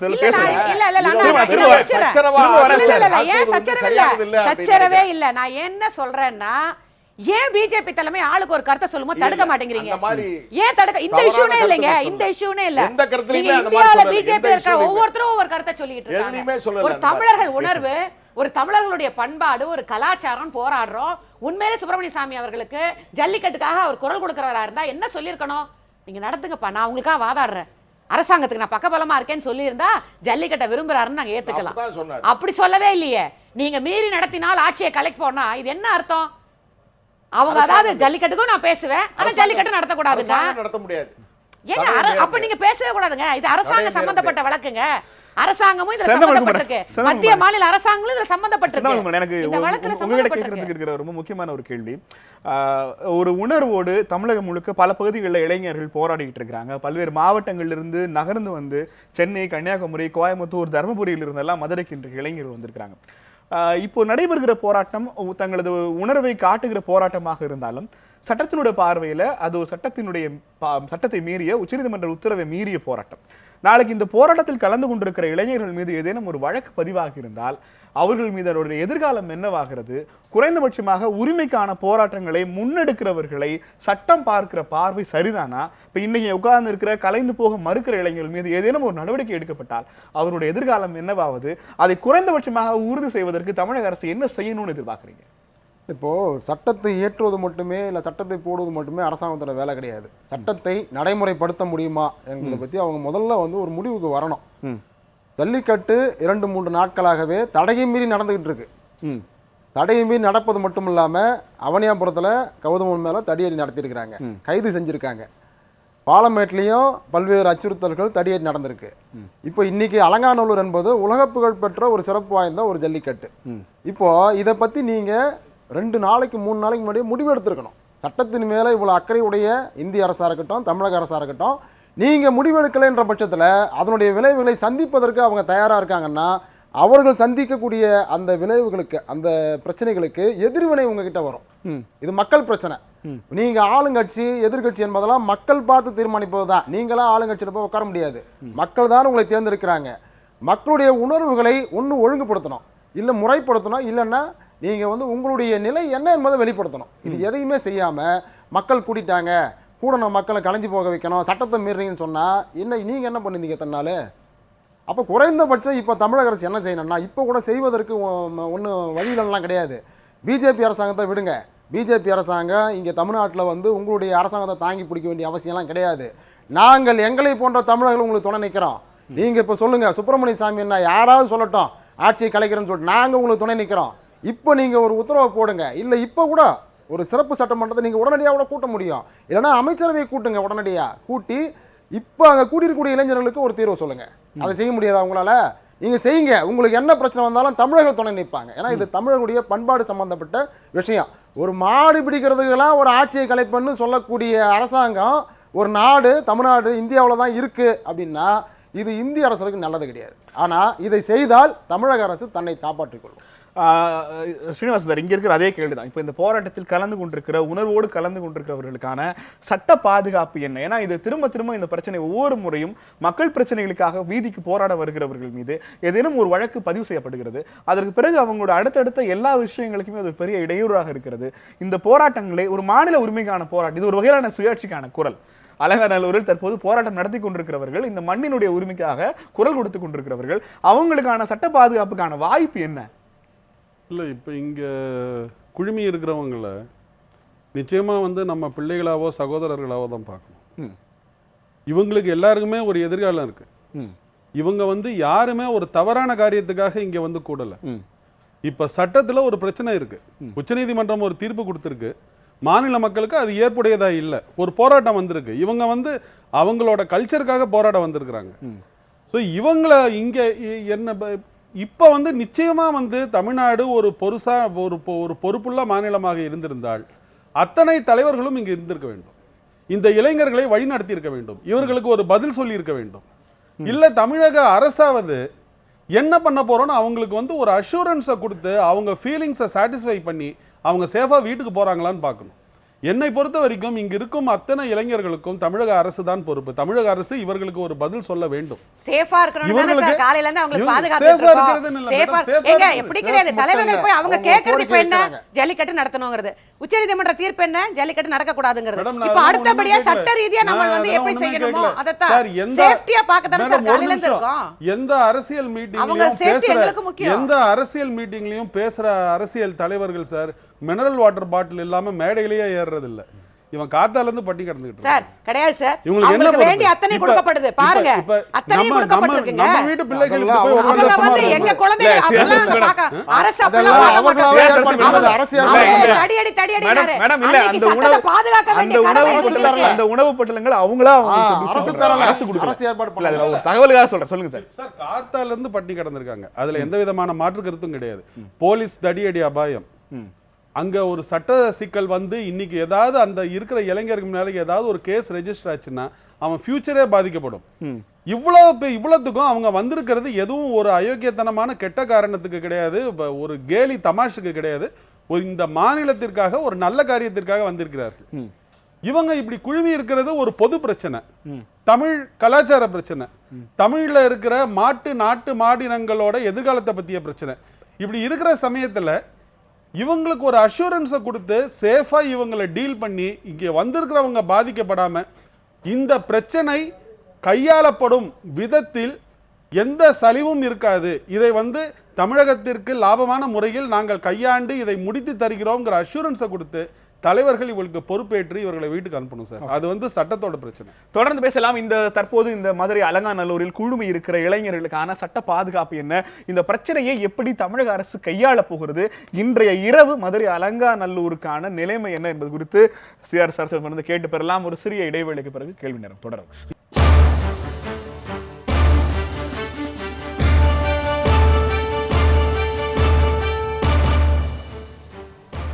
கேள்வி நேரம் தொடர்கிறது. தடைகளை தாண்டிய காலைகள் என்கிற தலைப்பில் இன்றைய கேள்வி நேரத்தில் விவாதித்துக் கொண்டிருக்கிறோம். மதுரை அலங்காநல்லூரில் தொடர்ச்சியாக இளைஞர்கள் திரள் மிகப்பெரிய போராட்டத்தை நடத்தி கொண்டிருக்கிறார்கள். காவல்துறையினர் பல முறை கேட்டுக்கொண்டும் தற்போது வரை கலைய மறுத்திருக்கிறார்கள். அங்க இருக்கிற கள நிலவரம் என்ன என்பது குறித்து நம்முடைய மதுரை செய்தியாளர் வினோதன் கேட்கலாம். வினோத், இப்ப அங்க சிச்சுவேஷன் எப்படி இருக்கிறது? போலீசார் என்ன சொல்றாங்க? அங்க இருக்கிற பேச்சுவார்த்தை என்ன ஆச்சு? மக்கள் திரும்ப போராட்டக்காரர்கள் இளைஞர்கள் இப்ப சாப்பாடு பரிமாறப்படுறதை எங்களால பார்க்க முடியுது. இதோட நீட்சி எப்படி போகும் வினோத்? உண்மை. வணக்கம். அதாவது தொடர்ந்து 11 மணி நேரமாக இந்த போராட்டம் நீடித்து வருகிறது. காலை 9 மணிக்கு ஆரம்பித்த போராட்டம் தற்போது வரை நீடித்து வருகிறது. இன்று மாலை போராட்டக்காரர்களின் ஒரே ஒரு கோரிக்கை, ஜல்லிக்கட்டு மாட்டை வாடிவாசலிருந்து அவுத்து விடுங்க. இது மட்டும் தான் அவர்களுடைய கோரிக்கையாக இருக்கிறது. ஆனால் அது போலீசார் அனுமதிக்கவில்லை. அதற்கு உடன்பட கிராமத்தாரும் சிறு தயக்கம் காட்டுகின்றனர். இது இன்று மாலை முதலே தொடர்ந்து நடந்து வருகின்றது. அப்புறம் அங்க இருக்கிறவங்க அவர்களுக்கு உணவு தேவைகள், ஏன்னா காலையில இருந்து அங்க இருக்கிற போராட்டக்காரர்கள் அவர்கள் இருந்த இடத்தை விட்டு யாருமே எந்திரிக்கவில்லை. ஒரு இயற்கை உபாதைக்காகவோ அல்லது எதற்குமே அவர்கள் எந்திரிக்கவில்லை. அவர்களது பீட்டா அமைப்பை கண்டித்தும் மத்திய மாநில அரசை கண்டித்தும் அவர்கள் கோஷம் எழுப்பி ஜல்லிக்கட்டு நடத்த வேண்டும் என்ற தொடர் முழக்கங்கள் எழுப்பி வருகின்றனர். இது ஒரு புறம் இருக்க, அவர்கள் குடிநீர் தேவைக்காக கிராமத்து மக்களே அவர்களுக்கு தண்ணீர் தருகிறார்கள். தற்பொழுது இருட்டிவிட்ட பிறகு அவர்களுக்கு தேவையான விளக்குகள் அமைக்கும் பணியையும் கிராமத்து மக்களே முன்னின்று அதை மேற்கொள்கின்றனர். தற்பொழுது இரவு நேரமானதால் அந்த போராட்ட களத்தில் குழந்தைகள், பெண்கள் உட்பட பல்வேறு தரப்பினர் உள்ளதாலும் அவங்களுக்கு சாப்பாடு கிராமத்தில் இருந்தே செல்கிறது. இது இந்த கிராமத்து மக்கள் அந்த போராட்டக்காரர்களுக்கு தரும் ஆதரவாகவே பார்க்கப்படுகின்றது. இப்பொழுதுக்கான சூழ்நிலை அங்கிருக்கும் அந்த போராட்டக்காரர்களுக்கு கிராம மக்களின், அந்த அலங்காநல்லூர் கிராம மக்களின் ஆதரவு இருக்கின்றது. மேலும் அவர்களுடைய கோரிக்கை என்பது தங்களுடைய கோரிக்கை தான். அவர்கள் வெளிப்படையாக ஒரு ஓங்கி ஒலித்த குரலாக ஒலிக்கின்றது என்ற எண்ணமும் கிராமத்து மக்களிடையே நிலவி வருகிறது. நெல்சன். வினோத், இப்போ அங்கிருந்து பேட்டிகள் ஏதாவது ஒளிபரப்ப முடியுமா? ஏன் உங்களால ஓபியில வர முடியல? என்ன காரணம்? ஏனெனில் இப்போ தற்பொழுது இங்கே ரொம்ப இருட்டி விட்டதால், டெக்னிக்கலா சொல்லணும்னாக்க, ஏன்னா காலையிலிருந்து, அதாவது இன்று அதிகாலையிலிருந்தே நாங்களும் அதை செய்தியாளர்களாகிய நாங்களும் இங்கே களத்தில் இருப்பதால் நிறைய டெக்னிக்கல் டிஃபிகல்டிஸ் நிறையா இருக்குது. அதாவது எங்கள் கேமராவில் சார்ஜ் இல்லை, பேட்ரி, அதற்கு அங்கிருக்கும் வீடுகளில் இருக்கும் மக்களிடம் நாங்கள் போய் சார்ஜ் போட்டு கொண்டு வருகின்றோம். அதே போல் வெளிச்சமின்மை முக்கிய காரணம். ஒரு ஒளிப்பதிவிற்கு வெளிச்சம் மிக மிக அவசியம். ஆனால் தற்பொழுது இங்கிருக்கும் சூழ்நிலையில் எங்களால் அந்த காட்சிகளை பதிவு செய்ய இயலாத காரணம் இந்த வெளிச்சமின்மை. இந்த இரு காரணங்களுமே ஒரு மிகப்பெரிய ஒரு டிராபேக்காக எங்களுக்கு உள்ளது. இப்ப அங்க இந்த இரவு இந்த போராட்டம் தொடரும் அப்படிங்கிறதுக்கான ஏதேனும் சாத்தியக்கூறுகள் சாயந்தரம் தெரிஞ்சிச்சா? போலீசார் என்ன சொல்றாங்க இப்ப அங்க இருந்து?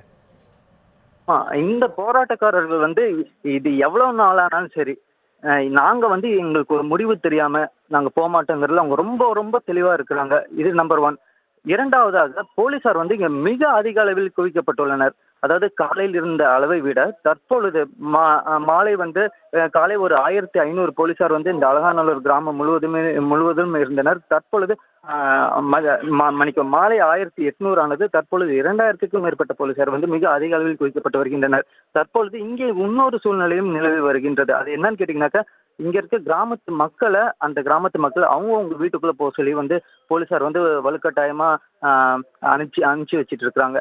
இது ஒரு புறம் இருந்தாலும் போராட்டக்காரர்கள் அதாவது போலீசார் தங்களை நெருங்கி அருகில் வந்தாக்க அந்த போராட்ட களத்தை சுற்றியுள்ள அந்த இளைஞர்களை எழுந்து நின்று அவர்களுடைய ஒவ்வொரு கையை கோர்த்து கொண்டு ஒரு அரண் போல, ஒரு மனித அரண் போல அந்த கூட்டத்தை சுற்றி நிற்கின்றனர். அதனால் போலீசார் மேலும் முன்னேற முடியாமல் தயங்குகின்றனர். அதுபோல உள்ளே குழந்தைகளும் பெண்களும் இருப்பதாலும் போலீசார் வந்து சற்று நிதானித்து இவர்களிடம் பேச்சுவார்த்தைக்கு செல்லலாம் என்ற முடிவுடன் தான் தற்பொழுது காரியங்கள் போய்கொண்டிருக்கின்றது. நெல்சன்.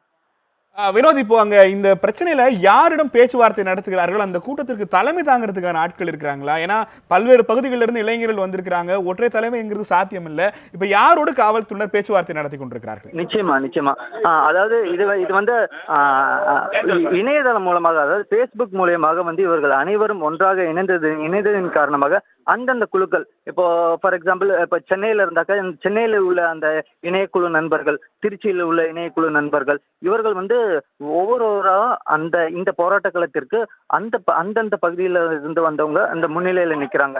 ஆனா ஒட்டுமொத்தமா இவங்களுக்குள்ள இன்று காலையிலிருந்தே இவங்க ஒரே காலத்துக்குள்ள இருக்கிறதுனால அவங்களுக்குள்ள ஒரு கோஆர்டினேஷன் வந்து ஒரு ஏற்பட்டுள்ளது. அதனால் எந்த ஒரு செயலை செய்தாலும் இவர்கள் அனைவருமே ஒருங்கே கலந்து ஆலோசித்து தான் எல்லா முடிவுகளையும் எடுக்கின்றனர். நெல்சன். இப்போ இந்த சூழ்நிலை குறித்து காவல்துறை தரப்புல என்ன சொல்றாங்க? அவங்கள பொறுத்த வரைக்கும் சட்டம் ஒழுங்கு பிரச்சனை மிக முக்கியமான ஒன்று, அதை காப்பாற்ற வேண்டிய பொறுப்பு அவர்களுக்கு இருக்கிறது. இந்த பிரச்சனையை போலீசார் எப்படி ஹேண்டில் பண்றதுக்கு திட்டமிட்டிருக்காங்கன்னு ஏதாவது ஐடியா இருக்கா வினோத்? நிச்சயமா. அதாவது காவல்துறை பொறுத்த வரைக்கும் அவங்க வந்து இன்னைக்கு மதியம் கிராம மக்கள் மூலியமா கோரிக்கை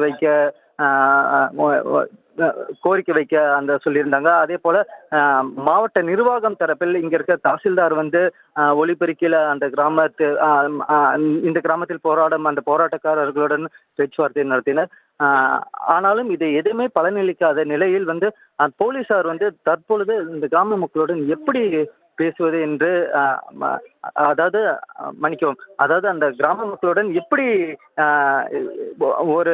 ஒரு கட்டுப்பாடுடன் எப்படி கொண்டு வருவது என்று தெரியாமல் வந்து அவர்கள் பரிதவித்து வருகின்றனர். ஆனால் இன்று இரவுக்குள் வந்து இந்த கூட்டத்தை எப்படியேனும் கலைத்து விட வேண்டும், இந்த போராட்டத்தை எப்படியேனும் ஒரு முடிவுக்கு கொண்டு வந்து விட வேண்டும். ஏனெனில் இது வந்து ஒரு மிகப்பெரிய சட்டம் ஒழுங்கு பிரச்சனை. ஜல்லிக்கட்டு என்றாலே அது முதலில் அலங்காநல்லூர் என்ற பெயர் தான் வரும். தற்பொழுது இங்கே ஒரு சிலர் பீட்டா அமைப்பை சேர்ந்த ஒரு சிலரும் வந்து இங்கே வந்துள்ளனர். அவர்களும் நடப்பதை ரொம்ப கூர்ந்து கவனித்து வருகின்றனர்.